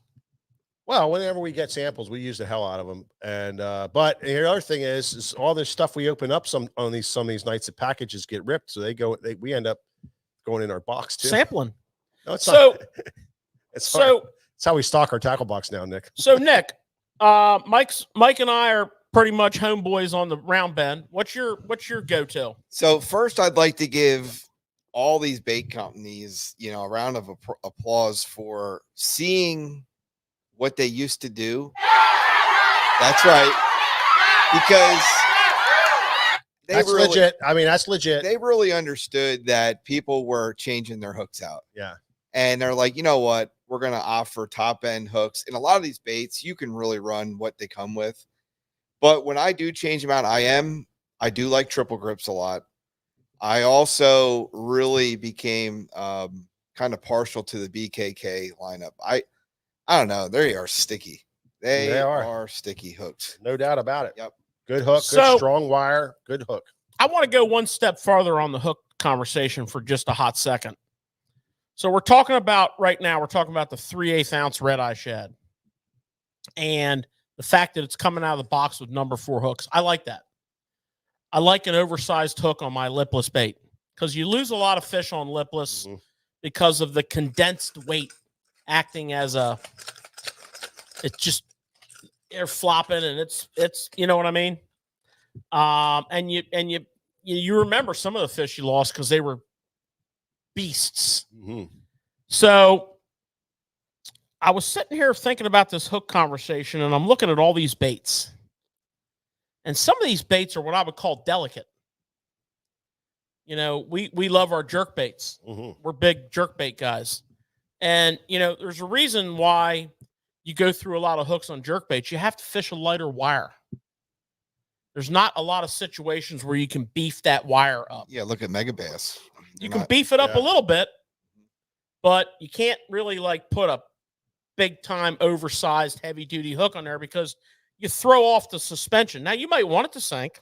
Well, not only that, but that's an exception to the rule. Not only that, but penetration is a big issue with jerkbait. So you'll see a lot of smaller diameter wires on there. And you know, some of your top waters come out of the box with too small of a hook. So you got to upsize. And, you know, so you got to take each situation in stride. And you might end up in this day and age fishing multiple brands to get the hook for this bait, the hook for this bait, the hook for this bait. You know, it's not 100% just rubber stamped. Well, no, George, you always impressed me with your knowledge on hooks, but like I just wanted to point out, like on the red eyes, a lot for me. You guys might disagree, but for the red eyes and the 1.5s, I like stick with that short shank. So you got to look at that when you're looking at hooks too, because you can. Oh, absolutely. You know, your hooks are getting caught up and all that. Well, that's a big thing. And Kevin Van Dam was the one that really pushed the short shank because he puts a number 2 on some of his stuff, man. Yeah. And he wants a real super small short shank so they can go big and wide. And he's kind of started that whole flare with Mustad, and everybody kind of was playing catch up behind him on that. So. And then the other thing I wanted to ask you a question too for both of you. Have you ever been in a situation, whether you're cranking, top water, whatever, with treble hook baits, where the hook cost you? Oh, absolutely. I mean, it could be as simple as it's dull. It could be as simple as it was bent. It could be as simple as it was the wrong hook. Oh, it's happened time and time again. I mean, a couple years ago, we were doing a live segment. And I just so happened to hook into an absolute beast of a fish. And I lost the fish. I mean, it would have been pretty freaking impressive to bring him up on the camera. And I lost the damn fish, and it was a hook related incident. I mean, I brought the bait in, and it was a lipless crankbait with a really good hook on it, but the hook was compromised. I didn't realize it, and I put way too much pressure on the fish. I swung the bait up, and I looked at the hook, and the front hook was bent out like this. And that was user error. Same problem. I'm up at Lake Champlain. I'm throwing top water and throwing a sexy dog, and I'm struggling a little bit. And finally, I get on this top water bite, and I got about a 3.5 to 4 pounder on. I need this fish, and I'm forcing. I got braid. I got a little bit cheaper hooks on than I should have, and I have my fault, user error. And I go to force this fish up, and it decides it wants to go the other way. Same exact thing, George. Bends the hook out, and then you're sitting there going, it's really my error. Yeah. You know, what are you going to do? Yeah. Well, you know, when you don't have the experience, Nick, like some of us do, you're gonna pull. Yeah. You're pulling a little harder than you should. You're not relaxed. You know, you got to slow down a little bit. You do. Yeah. Now listen. There's Mike. Come on, Nick. Nick, that's a good one, Nick. Nick, take it easy. Take it easy, Nick. You do have to slow down. Take it easy, Nick. You'll get him in. Now listen. It happens to me all the time. I'm busting hooks. I'm breaking hooks. My thing is when you catch a hook fish and you take a pair of pliers and pull it out of that fish, and you go and catch another one, you pull it out of that fish, and you go catch another one, you pull it out of that fish with that pliers, you are damaging that hook. I don't care, especially on a jerk bait. Even some of these rattle trap hooks that are even bigger, you're damaging that hook as you go. You're taking it out. You're bending it back a little bit. You're making the cast. You're catching the fish. You take it out. Oh, it's a little off. You bend it back. Just a tweak. It's just a little tweak. But that's and I don't change hooks enough.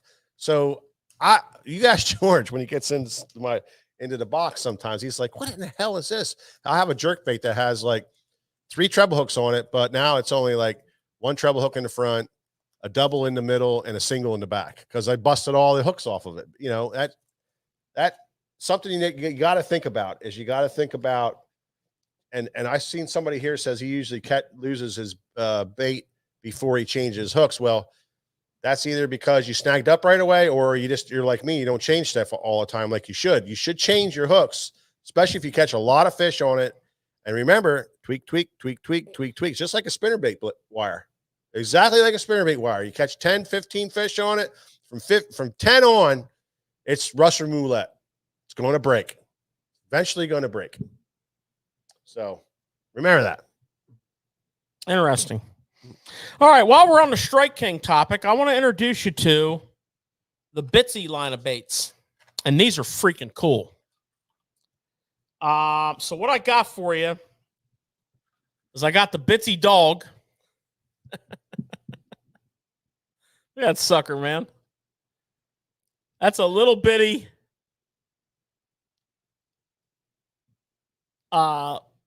walking bait. Yeah. Little Bitsy dog. What's above it? I got the Bitsy jerk. Little jerk bait.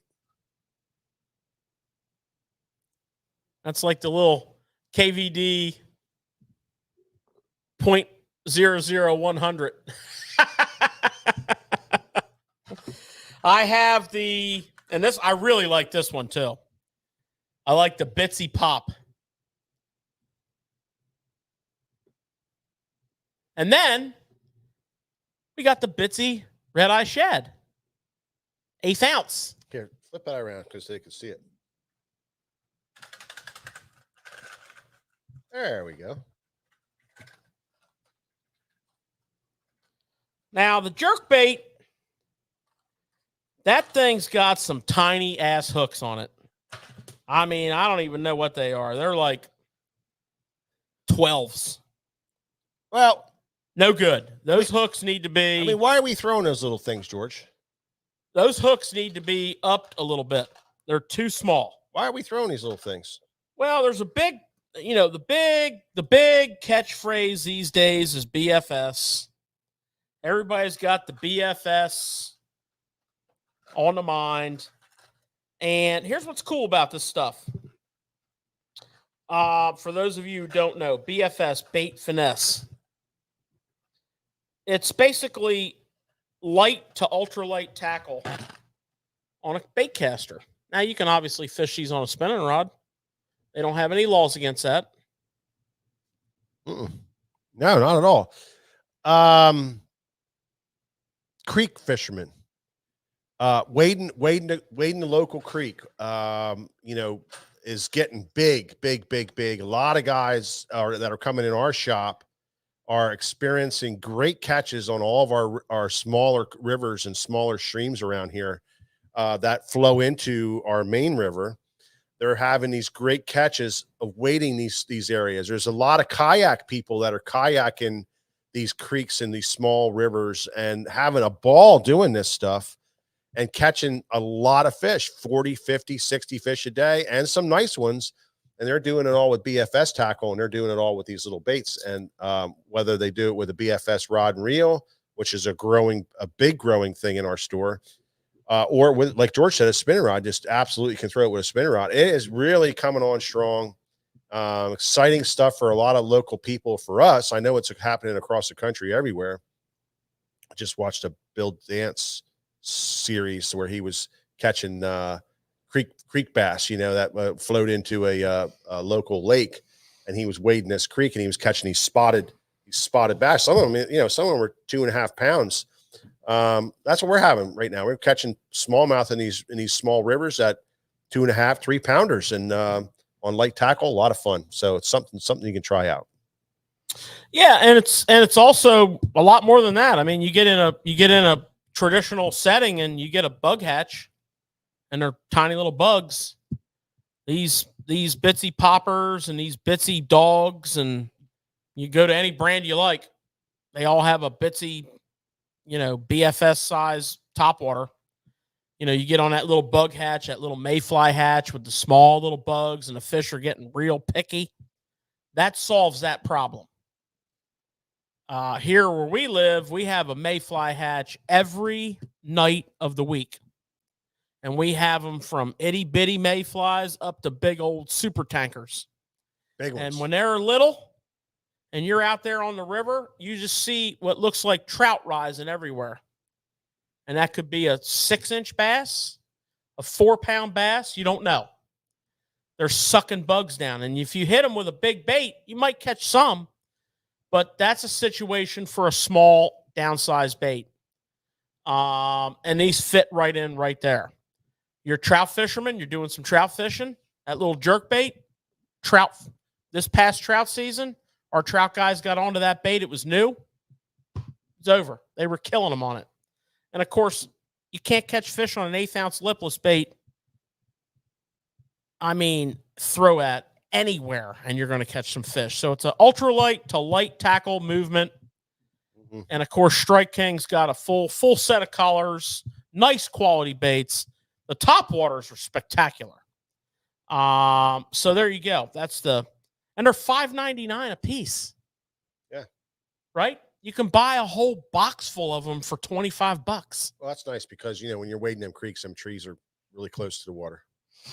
That is a good point. That is a good point. Okay, speaking of top waters, I've got something here unique. Rare and unique. It's from Evergreen. I'm going to show you something here. This is a Shower Blow 125. SB 125. We all know it. Right? Let's listen to it.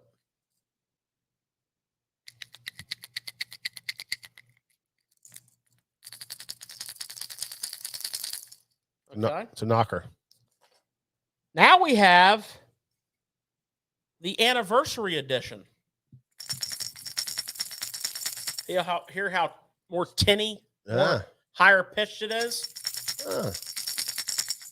This is what they call a bone material, which is, a common slang name for a different kind of plastic.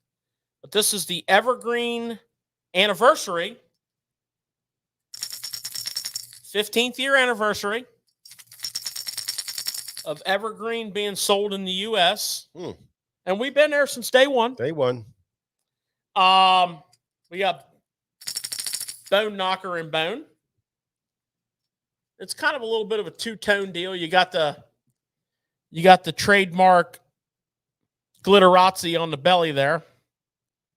Got that stripper glitter glued on there. Okay, 3 hooks. I don't know what brand these are, except for they are some sharp sons of bitches.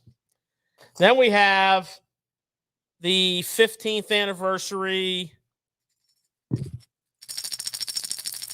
half mirror Wagasaki. Man, that's a good looking bait. And it's not like regular half mirror Wagasaki. We got pretty. All kinds of white and bone. Man, that is pretty. I mean, is that limited edition? One for the bot. It's once and done. Oh. One for the bot. Well, I probably won't even get them loaded on the website because they're all going to sell out right away. Wow. And then, of course, for all you Herring Lake guys, we felt obligated to have a chrome made up. Wow. Full metal jacket. Of course. Of course it is. So there's 3 colors in that bone. If you do want them, call, because by the time we get them loaded, we got so much stuff going on right now, they're going to be gone. And I don't know if we're going to get more. We're going to try, of course. Eventually we will. So that's the bone. Don't be grabbing that, Nick. Don't even think about it. That's the bone material. 15th anniversary SB 125. Pretty special, isn't it, Nick? I'm telling you, that color is amazing. They got some really nice colors. I like the sound. I really like the sound. I like the whole package of that thing. I mean, that's something. $21.99.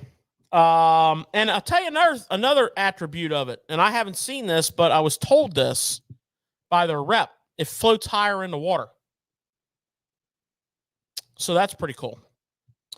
And then the last thing I want to point out, the range rollers have been reloaded. I know we're getting a absolute ton of requests for these. We don't make them, but we're We have a really good relationship with owner, and they just got us. They got us about, I don't know. They got us quite a few. And there's more coming. So the Range Roller obviously has been a mega popular scoping head. It has the ability to have a horizontal fall. The weight's high and back. And because it's high, it also causes a wobble on the retrieve. So it's a very desirable head. Reload, PSA, that's your PSA on the Range Roller. Get them while the getting's good. And that, my dear friends, is another edition of Tackle Talk. But hold on, George. Wait, it's like Ronco. There's more. Well, there could be more because, see, we all know you're in the inn, all right? And we're going down to a very special place next week. And, you know, obviously you can't give us a preview too detailed, but should we be excited? Like, are there some things that you're just like, I mean, I know a guy, and I'm just going to tell you, yes. Actually, there's product on site. We're waiting for the official release date, but there's product in the building. Yeah. So we have it's the same old, what's new, what's hot. But we have some stuff that I really like. You can go to the big houses. Daiwa is doing some really exciting stuff in the reel department. Last couple years, they brought out some quality products, but it wasn't exciting. This year, exciting. The big houses, Shimano, obviously, they're going to have a great ICAST release. You guys who love Shimano, you're going to be very happy. But as far as like anything that I can really talk about, like there's not a lot because you have to sign all these confidentiality agreements. But I know, Dustin Cannell and Jacob Wheeler have been telling us all about Crush City, the Mooch Minnow. So, I mean, it's no secret there. That's out. And there's a whole line of those. I'm not sure when they're going to get here. It's going to be a while. There's some trend stuff coming out that's going to be pretty cool. Trendy rods that are coming from different companies. But I guess the long and the short of it is it's pretty exciting this year. I'm more excited this year than I was last year. I thought last year's had some really cool things and some really revolutionary things, but not a lot. This year, I think when we're down there working the program, Monday or Tuesday, Nick and I will be at the new product showcase. And that's where everybody who wants to get voted on has their new stuff in display in one room. No media. I'm going to miss that for the food. And Nick and I are going to look at that stuff, and we're going to shoot a little stuff. We're going to do a little. It's a great food event. We're going to do some micro lives on Tuesday night, and we're going to bring you some anticipation where we're allowed, because you're not allowed a lot of that in there. They have some strict rules on that. And then when we're on the showroom floor Wednesday, Thursday, and Friday, guys, stay tuned because we're going to be bringing. Open. There's a few things that we're going to really want to bring you. But yeah, I'm excited about. You know what I like about the showcase? So you get to vote. Oh yeah. And one of my favorite things is when George goes in there, he's serious. Like he wants to vote. And it's all good stuff because there's a lot of good things in there, and I always enjoy that part. I'm putting my vote in for what I truly believe in, right? Not who's paying the most money. No, you're getting a true vote out of George. Some of these votes, when I see the results, I have the same reaction I had a few years ago. If you know what I'm saying. Well, I'll tell you what Florida reminds me of. Florida reminds me of hot weather. Reminds me of humidity that drives you crazy. And the ability to do that on the water, you know, is just a great time. I mean, how about it? We get out there I mean, we break records when we go out there.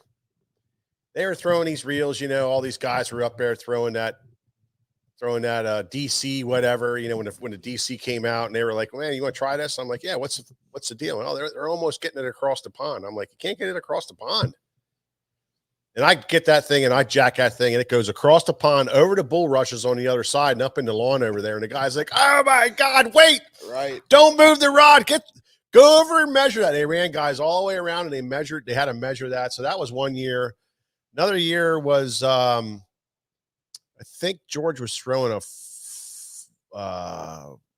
maybe a big rat or something. I forget what it was. It was a big bait and he threw it out there and backlash and snapped it off. And I think it was like a $40 lure. And luckily it blew over where the wind was blowing and it blew its way slowly and surely across. That was pretty memorable.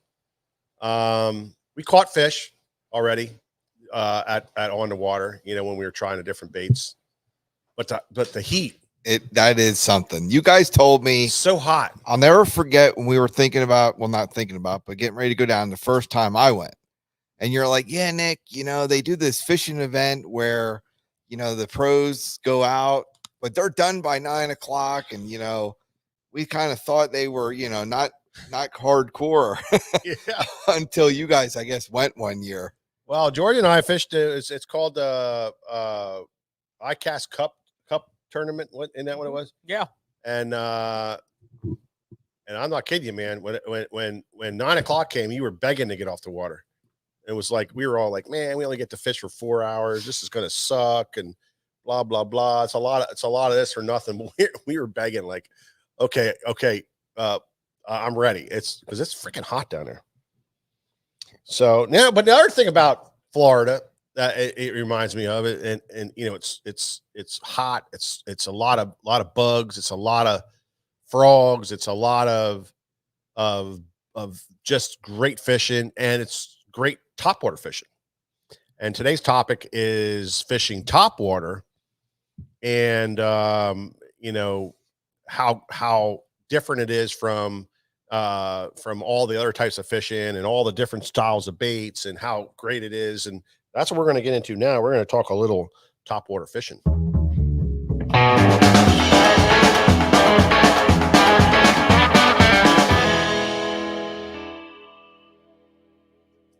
Yeah, I mean, if somebody was to say, like, you know, pick one topwater that you like to throw, I don't think I can do it, man. You know, it's everybody says, what's your number one topwater bait? You know, what is it? But I mean, I have some really fun ones that I like to throw and ones that are really good and ones that we've thrown for many, many years. But I don't know. I like throwing all the different topwaters. Don't you, George? I do, but I kind of have a formula. I have a formula. I use a formula.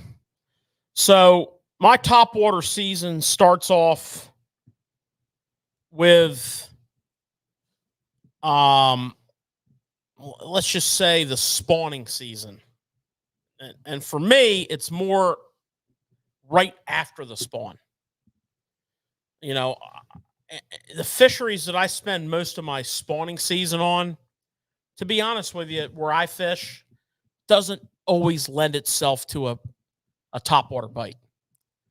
You know, there's other places of the country, other bodies of water that are much better suited for that. And it works great in those scenarios. But for a lot of the stuff that I fish is down and dirty. And the topwater and the spawn just kind of don't go hand in hand. So let me explain my progression, if I may. So let's just say, you know, towards the end of the spawn. And why I always say that is there's no place that all the fish spawn at once. There's always that last group.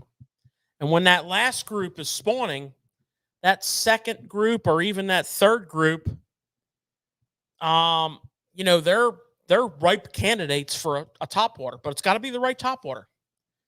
And I'm going to make a strong case for you for a popper. Love me a popper. Okay.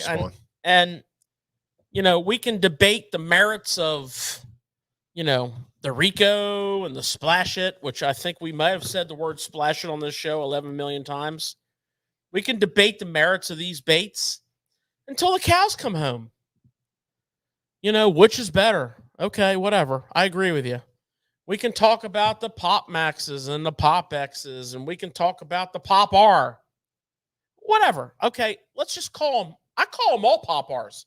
If I say to you in a conversation that I caught them on a Pop R, it doesn't mean I was throwing a Pop R. Yeah.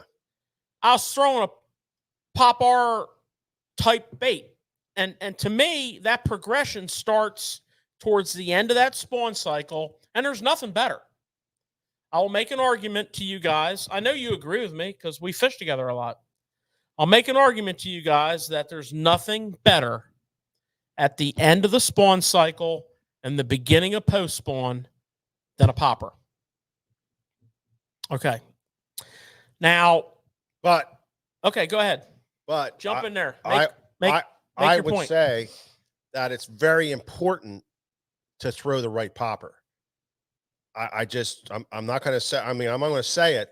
And the reason why we say it all the time is the Diana and the Rico and the Mega Bass, when you're fishing these baits for post spawn isn't like you're chugging the bait real hard. It's a little bit slower, you know, it's more of a walk, real slow walk the dog, but you're letting it set a little bit more.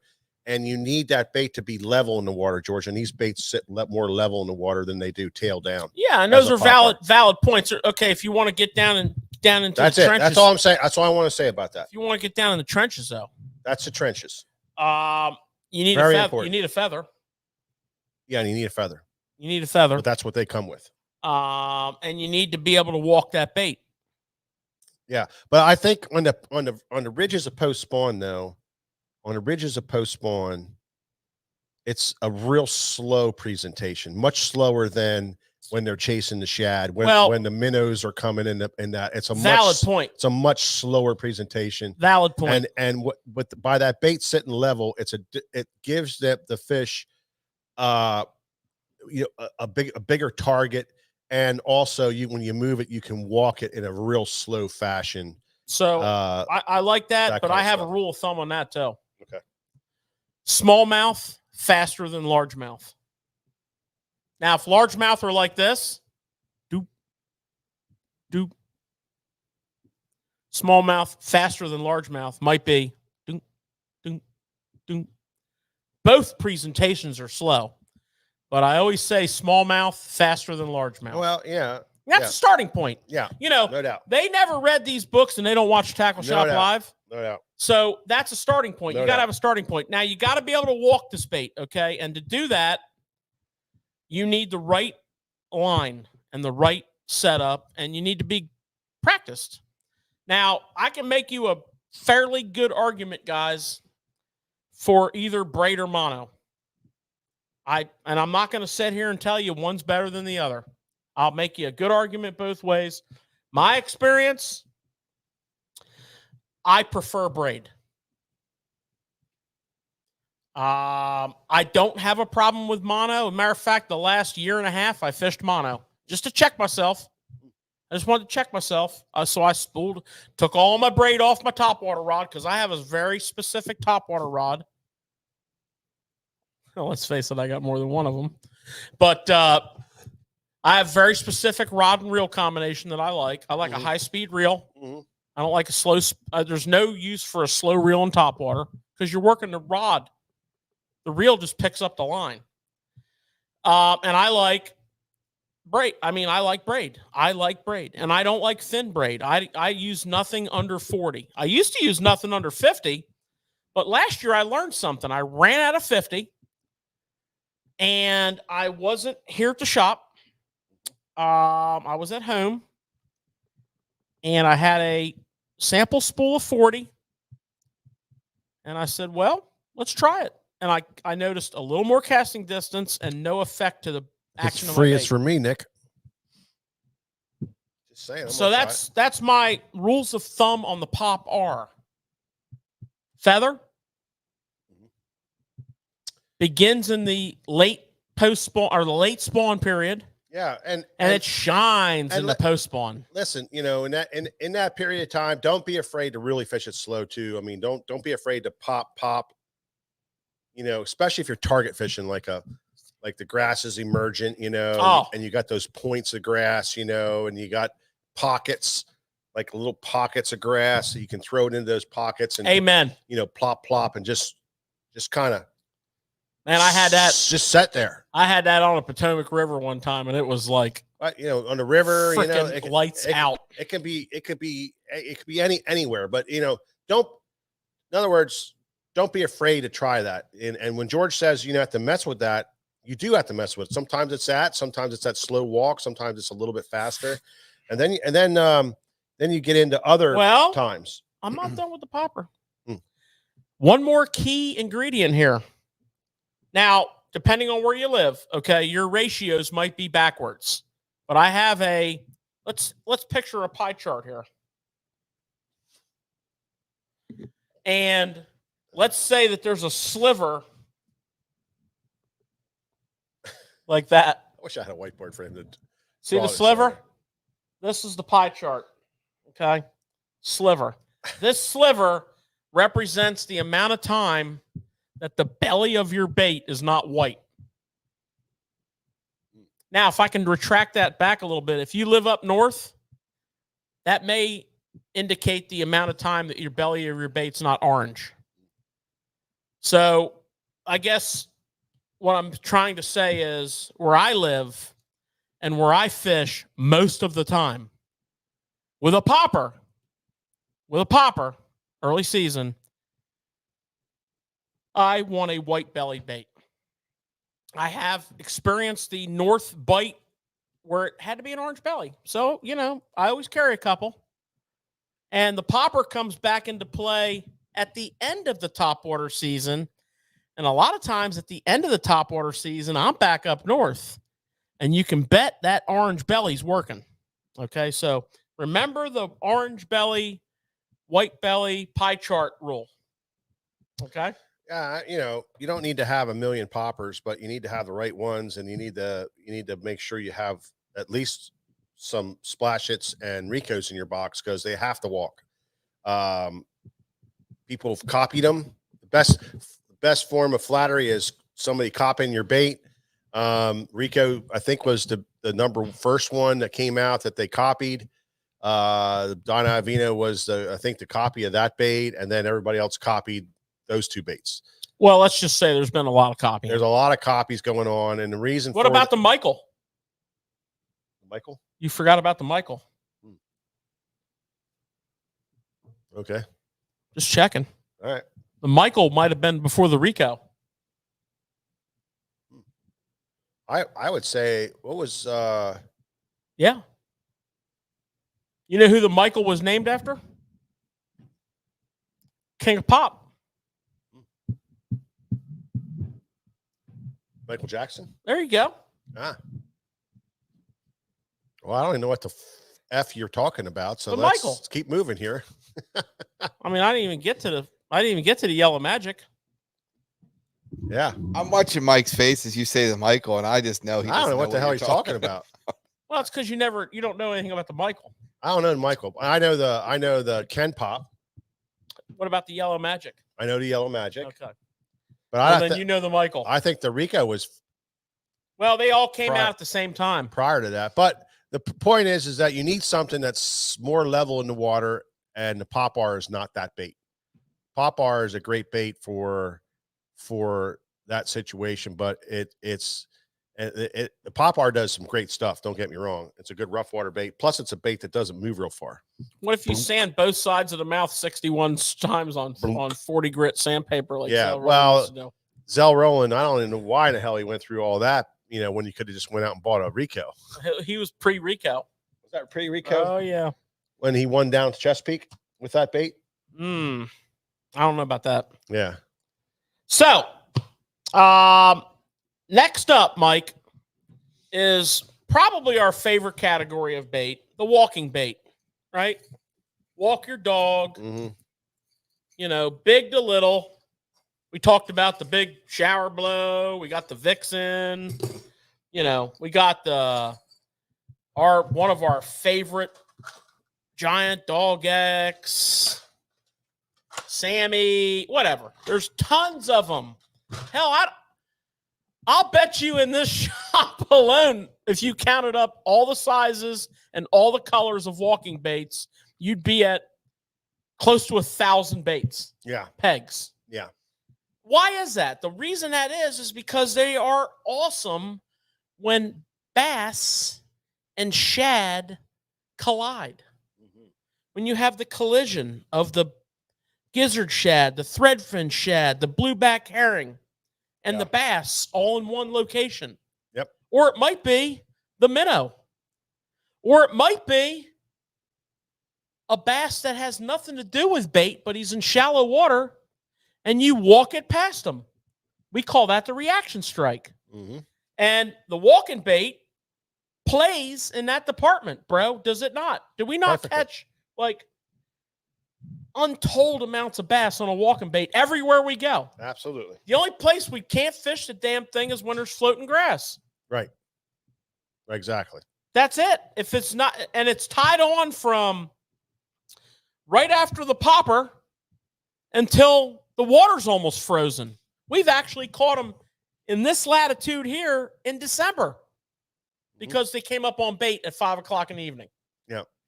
So you got to get your walking bait game down. The good thing is that you really don't need to do a whole lot of special tackle work for that. You know, your same popper rod works for a lot of your walkers. Now you start getting into the bigger ones, you're going to have to bump her up to a medium heavy. Yeah. But you're not looking for anything special. You're looking for a generic bend. It can be fast. It can be, you know, one of them rods that they say is fast, and you're like, this really isn't fast. You just don't want to use a crankbait rod. You want something a little fast. It doesn't have to be anything special. It should be 7 foot long. And if you're throwing the bigger baits like this SB 125, or if you're getting into something like a super spook where you're at 3/4 of an ounce to an ounce, you go to a medium heavy. Everything else, throw on a medium. Sammy, finesse bait, throw it on a medium. Stay away from glass. Stay away from crankbait rods. And same line. You like braid, throw braid. You like mono, throw mono. And guys, I'm not a big leader on the braid guy. You know why people like putting leader, short, heavy, 20-pound test monofilament leader on the braid? Well, it keeps them from hooking up on the hooks. And you know why they tangle on the hooks? Because they fish it real fast. Because it's using too light a braid. Now there are a few. I don't know about that. There are a few baits that are designed differently. And turns out I don't like those baits, but they're good baits, and they will tangle your line. Yeah, because the hook's too far front. But that's for discussion for another day. I guess the biggest thing that I would worry about when dealing with walking baits is the sound factor. I can't even believe you said that because that's exactly what I was thinking. Jeez. You know, you can have too loud a one. We're mind melding. Well, we better. Oh, yeah. You can have too loud. You know, this Sammy, you keep the Sammy in your box. Get yourself a Sammy. Get it in Ghost Minnow. Put it in your box. Or get yourself a giant dog X and put it in your box. And when you get those fish that are in shallow water and it's clear water and it's sunny out and they're like aggressive, but you know, this big aircraft carrier thing landing on top of them because it's shallow, you're not calling up a fish that's in 3 foot of water. This is a fish caller. Yeah. If they're suspended on the thermocline, some of them crazy, they're coming up and eating this thing. You get in that 3, 4, 5 foot of water where you're getting that reaction strike, you need to go a little more subtle, and that's the sound factor. Not to mention the plop factor. When you launch one, you know, it can hit the water too hard. We do a lot of topwater fishing in really shallow water, And we also do a lot of topwater fishing all day long. Yeah. And the walking bait really shines in that circumstance. But guys, I want to back up for a second. I want to walk it back for a second. Remember we talked about the progression from popper to walker? Mm-hmm. I would like to point out that if you're fishing in the dog days of summer, which we've all experienced here lately, all over the country. Freaking dog. You days of know, summer. from spring through fall, including the dog days of summer, particularly the dog days of summer, one of the greatest reaction bite patterns there is a popper on an overhanging bank in a shade line. Why do a lot of people not do this, guys? Well, I mean, I wouldn't say a lot of people don't do it. I would say, no, I'm going to say a lot of people don't do it. And I'm going to ask you why. I got my reason because it's my reason. Yeah. I think a lot of people don't throw poppers because number one, I'm talking about the shade line now. but in general, Yep. with the shade line, it doesn't move enough water. I think most people are so accustomed right now to throwing baits that move a lot of water. Where you guys, what I think special about with the poppers, you guys have the confidence to work them properly. I don't think most people do. Well, that's an interesting shade perspective. The shade line bite. That's an interesting perspective. But the shade line bite I'm talking about, which can be tomorrow at noon when it's 100 degrees out, I'll tell you why a lot of people don't do it. You ever tried casting a frickin' popper up underneath them overhanging trees? I mean, you better really like driving your boat into the bank and getting your bait back out of the tree limbs. Well, but there's some baits out that I can do that with. Yeah, but not like these. I know it. And there's some anglers who have set like unattainable benchmarks with this bait. Now, generally speaking, what the trick of the trade is on this shade bite, this is a splash it. This is a Rico. Don't use these. Get the Splash It 2 and the Rio Rico. They're bigger. And they're also heavier. And the whole advantage there is casting. Okay? So Craig Powers was one of the best ever with a Rebel P70, which is the big Rebel. And he would throw that freaking thing into places that I talked to a co-angler of his one time at a tournament on a Toyota. And this guy's like, this frick guy probably caught 60 fish today. And I never seen anybody put a popper in places he put it in. It was shade pattern. It was a few years ago. And that's when I learned it. And I've been practicing it ever since. And I've had phenomenal results with it in the dog days of summer. Well, so think about that. don't just put them poppers away when you move over to the walking baits. Now he's talking about popper. He means popper. And the reason for the popper is you can keep it in that shade line longer. It doesn't glide and move as much. It blink, blink, and it sits, you can blink, blink, blink, blink, kind of move it without it going anywhere. And you can make it, that's the idea behind. I like my Splash It 2 because it's heavier. The Splash It 2, but that's the P70. The reason why that P70 worked for that guy so well is he said it. He could fish that bait in a small spot and leave it there longer than any other topwater, and it would just bloom, bloom, bloom, bloom. That's some really good stuff, though. Yeah, he could that shade deal in a shade pattern, and that's why he was catching 60, and that's why not only was he accurate with the cast, but he could keep that popper in the strike zone longer than any other popper. It ain't easy. It ain't easy. You better like going into the trees and getting your baits back. It ain't easy, but that's just try casting them underneath boat docks. See how many you break.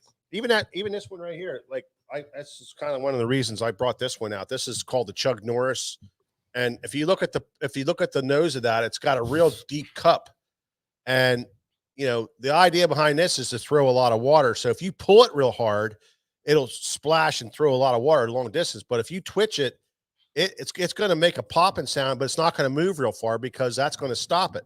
That type of lip right there stops that bait. So you can plunk, plunk, plunk, and it doesn't really move anywhere, where something with this much flatter surface is going to, kind of travel a little bit after your pop. It's going to move just a little bit more after that pop, where this one's going to plunk, sit, come back and sit, plunk, come back and sit. It doesn't move. That's shade pattern stuff right there. FYI. So we saw some interesting topwater work the last couple years by post-spawn, summer pattern on herring lakes mostly, where there's always a certain population of the fish up shallow, and they're in little wolf packs. We just saw this, and we saw it last year by the same guy. The same guy put it together both years, Shyrock, and we saw it a few years ago with Chris Lane, and it's with a plopper. Okay. Oh yeah, Chris Lane has sold more Whopper Ploppers than any human being ever. Well, what these guys are doing is they're taking this plopper and they're getting that reaction strike from that wolf pack. Now, they may fish several miles of bank in a day's time to do it, but you have to collide with them, and they're constantly moving. They don't ever stop. They're swimming and attacking and eating all day long. And I think the mistake that a lot of people make with the plopper is downsizing it. Hands down, the number one selling plopper is the 90. Mm-hmm. No doubt. This is a 130, and there's a 110. For a lot of what we do, those are probably better sizes. But you get a lot of bites on a 90, but you get a lot of small fish on the 90. So look at your fishery, but I'm specifically speaking as the plopper as a finding wolf pack bait.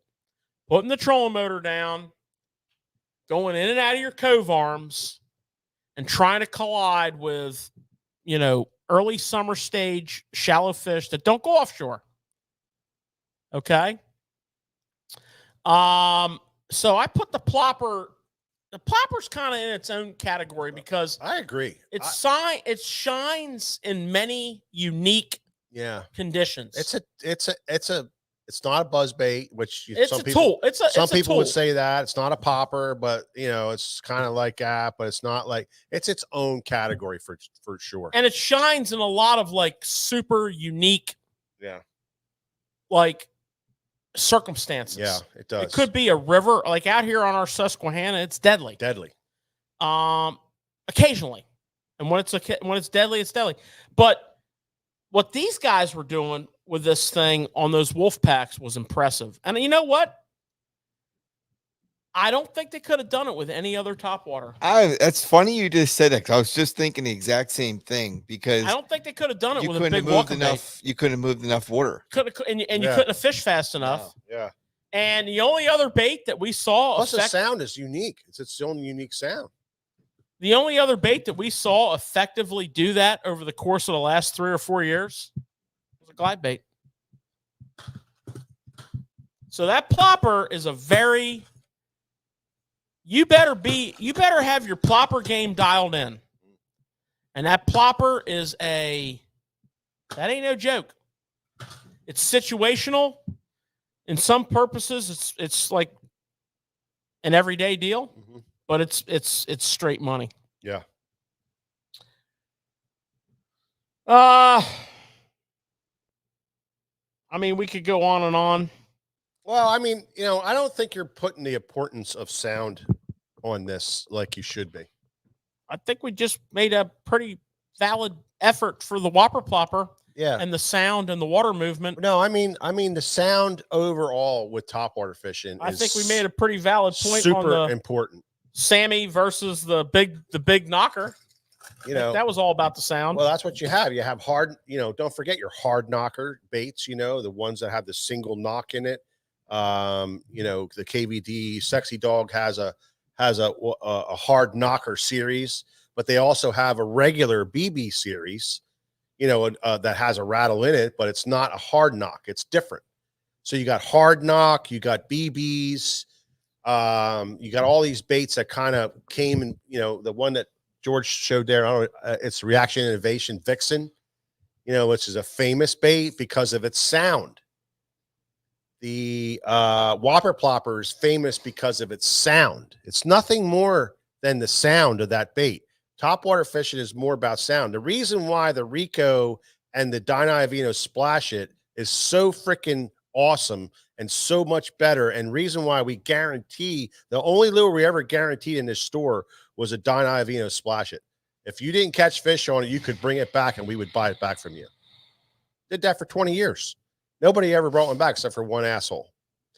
And the reason why they work so well is because they walk the dog better than anything else, and they make a sound different than any other bait, and they catch fish more because of that. It's about sound more than anything. But a buzz bait. What's the first thing you talk about when you talk about a buzz bait? Well, people usually talk about the sound. Damn right. Although I don't. Hold it out the damn window. One person talks about, does it run to the left? Yeah, right, exactly. So sound is, I think, very critical. And when you start buying your top waters, really pay attention to the sound you're buying. Pay attention to that. That sound, and you'll find that you're going to have some hard knockers in your box. You're going to have some regular walking baits with the regular BBs. You're going to have the Whopper Plopper. You're going to have the big cup lip poppers, and you're going to have regular splash its. You're going to have splash it twos, all for different sounds. Okay, that's my sound thing. So I'm going to give you, might be off the path for you, but I got something for you too, guys. So it might be off the beaten path for you with the sound thing, like how I explained it, but that's the way I think of it. Okay. So you're going Thanks out for that enlightening insight. What? We talked about the sound for the last 20 minutes. Oh, okay. So you don't need me here. Well, you can stay. Jesus Christ. Let's go. Let's go, Nick. Hey, so you guys are going out in the river tomorrow, let's just say, hypothetically. And you both have two rods that both have top waters tied on. Yeah. Which two are you going with? Top waters? Yep. Splash it in a Whopper Plopper. Tomorrow. I was going tomorrow. Tomorrow. Yep. Yeah. Yep. That's what I would be throwing. And I'd throw a 90 Whopper Plopper. Yeah. Because of the bugs. A little smaller. Match to hatch. I'd throw a giant dog X all day long. You know, other thing about that, but that's size over quantity, man. You better be committed. That's like Shyrock on that last elite tournament. He was 100% all in. He would go 3 hours without colliding with a pack of them. How about this? How about this, Nick? There's sometimes on this body of water that you have better years with one bait over the other. Did you ever notice that? Well, I know you've said that plenty of times where it's like one bait just rules the time. Yeah, like certain years you kill them on this type of bait, another year you kill them on this type of bait. Did you ever have a feel about that? Absolutely. I mean, there was times where I couldn't get a bite on a buzz bait, but if you throw a walking bait, they'd hit it. This year for me, throwing a walking bait, it ain't happening. No, not like normal, not like normal years. Now, not saying it's going to change, but my early top water walking bait stuff, for me, very disappointing. Very disappointing. Now that could change anytime. So, okay, but now here's my question. So you're struggling a little bit with walking baits. But George, are you seeing something different because you picked the Vixen as your all-dayer? No, I didn't. I picked the giant dog X. Oh, I'm sorry. Yeah, the giant dog X. George will live with that thing forever. He likes and that. he'll catch fish on it. Yeah, but I'm a Shyrock. I'm a Shy Rock guy. But I just don't think he's getting the bites like he did other years. I'm not. It's a But funky when I year. get a bite, It's a good one. it's a Sherman tank. Good one. It's just a weird year this year. That's river fishing, you know, which is subject to change, you know, next week. But I've seen it up at Raystown Lake too with walking baits up there, like the Sammy up there, as opposed to the Splash It, as opposed to a buzzbait. I've seen it down in the flats with a frog, you know, as opposed to a buzzbait, as opposed to a popper. There was one time down there where the popper, you couldn't beat it. You know, and it wasn't me. Like, I couldn't catch shit on poppers down there, but there was a lot of guys down there that knew how to throw poppers that caught gigantic fish down there and never talked about it. And there was a time where a frog, you know, I guess the only reason I'm bringing this up too is, you know, don't live and die on one thing because it worked for you at one time. You see what I'm saying? And I just fish with so many people that live and die with the same thing because that's what they caught them on last time they went out, or last year at this time of the year, or whatever. You know, you got to mess around with a lot of different stuff. Yeah, Nick, you know, for everywhere I go, I'm going to have that dog X tied on. And my other top water right now is going to be a wake bait. That's a good one. That's a good one. Let me guess. The Shimano. Yeah, because I'm fishing a lot of dirty water, and I can roll cast that into a lay down tree. I can roll cast that up underneath a boat dock. That was a good call. I crank grass lines with that. You know, you can't walk these top waters around all that chopped up grass, but you can rip a wake bait through it. A good wake bait. Well, you know, I was over there earlier tonight talking with a customer. Well, actually, it was this morning. I forget. I've been here for 13 hours. About wake baits. Might have been yesterday. I don't know. They're all bleeding together. And, you know, this guy was talking about he wanted a single piece wake bait, which, okay, that's cool. You know, a rat. Single piece? Yeah, like not a jointed wake bait. Oh. You know, big. Oh. And I referenced a bait that's very you know, obscure. Yeah. It's a great word, thank you. I was reaching for that. Mm-hmm. I was going to get my thesaurus out. But anyways, I came up with a bait, Mike, that you and I throw. I'd be willing to venture the fact Nick doesn't even know what it is because it's so obscure. And you and a lot of other people. Matter of fact, it's so old, they're starting to discontinue colors on it. And I've been in a hoarding mode here lately. What is it? A Jackall Mikey Jr. Which is Dave Schindler bait. Which is a wake bait / baby 1-. Mm-hmm. Rod up, rod down. Dave Schindler bait. Yep. You can work that sucker. I don't care where you go. And it's a bass catching machine. So this time of the year, I'm going to have something like that tied on. And I'm going to have my walking bait tied on. Let's throw my buzz bait too. Well, that goes without saying. But the question was 2. I know. Question was hard. 2. Well, he just cut one off and put a new one on. Well, last year, yes, George. Last year I got on a buzzbait kick here for a while, and I threw this buzzbait, When we went out again, I threw this buzzbait, catching fish. I mean, I was catching them good on this thing, catching it good, And one day I was just throwing it, and just the sink come back. I wore the you know, where it goes through the wire. Yep. I completely wore it out. Literally ground it all the way through, right on out the other side. And it was what, 3 trips, George? Maybe it was a little more than that. What you think it was? Yeah. You caught some fish on that one. Oh, I caught a lot of fish on that thing. It was a kill. Matter of fact, here. What's this one?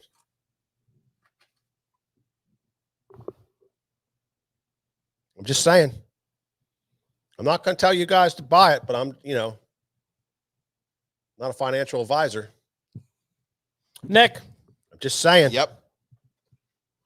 You with me? On. What are you throwing, Nick? What am I throwing? You with me there, Nick, on the Phillies? I'm liking the Phillies. 3 wins against the Dodgers. Two things, Nick. What are you throwing? All right. So am I going to the river too? Or No, wherever. Okay. Yes, if you're going fishing tomorrow. If I'm going fishing tomorrow, I'm going down to the bay. Yeah. All right. So What are you throwing? I got 2 baits. I'm going to be throwing a buzz bait and a frog. A frog. Yep. That's what I'm going to be throwing. But if I want to throw something obscure that I really like to throw, it's going to be the Strike King Raid Shad. I love throwing that bait. Good God. I love it. Man. That's basically a toad. Yeah, it is. It's toad just, I fishing. caught some big fish on that. We're talking topwater, Nick. We're talking That's a treble topwater. hooks. Talking treble hooks. Well, no, Toad. I did say buzz bait. The Yeah, buzz I bait doesn't have treble That's hooks. true. Well, yeah, it doesn't have trouble. That's true. Now, I'll tell you a bait that I love to throw at Raystown is the Whopper Plopper. I love to run points with it in the morning, and I love to take the smaller version then and go parallel to the rock walls, Bluff walls. cast way out in front, and Yep. just bring it down through. Yep. But yeah, it's fun too. That works good there. Yep. Yeah. But I need to learn your guys' patience with the I'm telling you, the with the splash it, and the Rico. If you take that up there to the Raystown Lake and fish out like we fish it, you would be amazed. Yep. You'd absolutely and you would be so amazed about the giant dog X up there too. But you're not throwing with that the Splash It or Rico. You're not throwing that on spinning? I do. You do. I throw my splash it on a spinning rod. Okay. Straight braid. Straight braid. I have a copolymer one too. I throw on it, but that's just me. You could throw it easily on a bait caster, and with 40-pound braid like George does. I seen George with 50 with that thing, like amazingly smashed fish on it. I prefer the 50 for it walks better, but I'm loaded up with 40 now because I ran out of 50. When I'm down tidal water throwing a popper, it's bait casting and 50-pound braid. I don't ever throw any top waters on a spinning rod under any circumstance. I do. Out in the river. And I'll tell you what, I'll tell you another thing. If I go out with George and it's super low and super clear, I'll outfish him with a top water, a popper, because I'll throw 15 feet longer and farther than him with a spinning rod. I'd like to set the tripod up on the back deck with the camera. Yeah, let's bring it. And I tell you what, I got my ass beat. and I would like to take tape and tape $100 bills to the windshield of the boat. I will. Any day, bro. And I will I'll bring my with the standard- splash it. With the I'll splash bring it. my standard top water out With the splash it. with my 40-pound braid. All right, we'll film it tomorrow or Sunday. We'll go out Sunday and do I it. will destroy you. No, you won't, George. I'll be like Drago and Rocky. George, not George. You're talking stupid now because it's the river and it's like no water in it. If he dies, he It's- dies. I it's cast the same super distance clear. in high water as I do in low water. You can't cast far enough. I'm telling you, I will outfish you. Mike, you just gave me an idea. Yeah. So I'll outfish him. if I was going down to the flats tomorrow, but only because of this show, Yeah. I would be super challenged. So I would take this challenge. Yeah. To throw that splash it or the Well, see, Nick, you're talking crazy right now. I would try it. First of all, it's been blowing for the last 3 days. There's going to be 7,000 pounds of grass floating down there. Well, it all depends on what Well, time. the nice thing is it's going to be pushed to one side or the other. Well, Yeah. I mean, I'm telling you, it's going to be a shit ton of grass floating. Maybe it's clean. If it's clean, you should throw a popper. I That would wind- try it. When it blows the same direction true. for multiple days, it does kind of like pushes it. Well, I'd have to see what I got working. Yeah, with. but I'm telling you, that's the problem with a lot of these grass bodies of water is getting a treble hook through that. So my point is, if you're going to get down there and really give it a whirl, look for those little ambush points and only fish this much water with it. That's all you're trying to. You're not covering. You're all the not. water. You're not trying to work it real far. You're only working it high percentage. high percentage areas. Exactly. it. Yep. I like that a lot. Yep. But the reason why I said that with the popper is they're really difficult to throw in a bait caster, and in low, shallow, clear water, which is conditions we have right now, the fish can feel the pressure of the boat, and I'm telling you, you won't get the bites with a unless you can cast it very, very far away from the boat. And I would say that he maybe put it on DC. No. My standard topwater rod, No, which I've been fishing for. I will flat out whoop your ass with that Sunday. I mean, this ain't nothing new. I am going to whoop your ass so bad, and I'm going to film the whole freaking thing. I mean, I'm not going to argue with you. I am. On the camera here now. And I tell you else where we're going. We're We're not on the river. I'll tell you else where we're going to go. We're going to go up and back in the water, and we're going to do our loop on the boat ramp, and then we're going to move and do our loop on the boat ramp, and we're going to fish that water. Well, fish any water you want.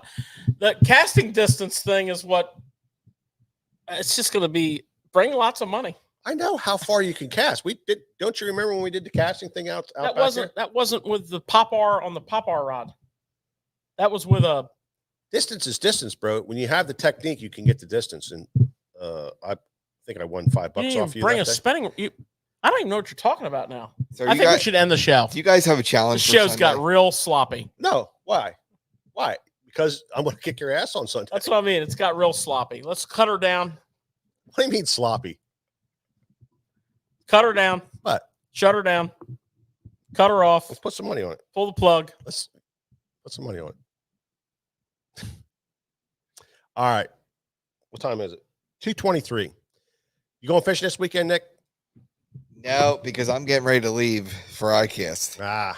Yep. So this weekend will be some downtime, getting ready, and I'm going to head out, and then I'll be picking up George Monday night. Airport. That's right. So I'll be good. Try to get down there at that time, 8 o'clock. Yeah, you're coming in at 8, right? Coming in at 8 hot. Yeah, 8:05. Yeah, I'm going to pick him up. Oh, okay. I'm gonna be standing out there waiting. That's right. I'll be in on Tuesday, and I hope you guys hang out next week with us and go over all of the videos that we're going to be shooting, because we're going to break it all down for you and hopefully have some fun with it. But you'll be able to see it and get our perspective on the new tackle, and we'll try to be as honest as possible for you, whether we like it or not. But it's going to be fun. It's a fun time. It's a neat place. We'll get some interviews with some cool people, and it's going to be a great time. Well, that's a good point though, Mike, because a lot of the pros that are going to be down there from the elites anyways. Yeah. They got their downtime right now until they start their northern swing. Yep. So it's a good time to pick their brains and kind of. They're all getting jacked up. You can tell, you can tell in the air when you're down there, they're starting to think about their northern swing, and they like to talk fishing. They like the whole concept of it. Guys that are there are very, very good. They're fun to talk to, and they're very approachable, and they're there for one thing, and that's to promote their products. So that's fun because we get to talk to a lot of different guys. Plus we get to see people we haven't seen in a long time. That's what it is for us, is seeing all the rubbing elbows with the right people and seeing everybody and having a good time at it. Okay. Got anything, George? No, sir. All right, peoples. Well, till next time, we'll see you on the next Tackle Shop Live. I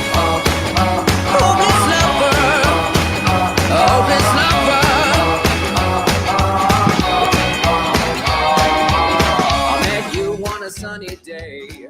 Right there, you took my breath away. Young and pretty, was it just a dream? The next day you called me up, you told me I'm your little buttercup. You came over and you fell into my arms. Well, I know what I feel. Please tell me your love is real. You make me smile when I think of you. If I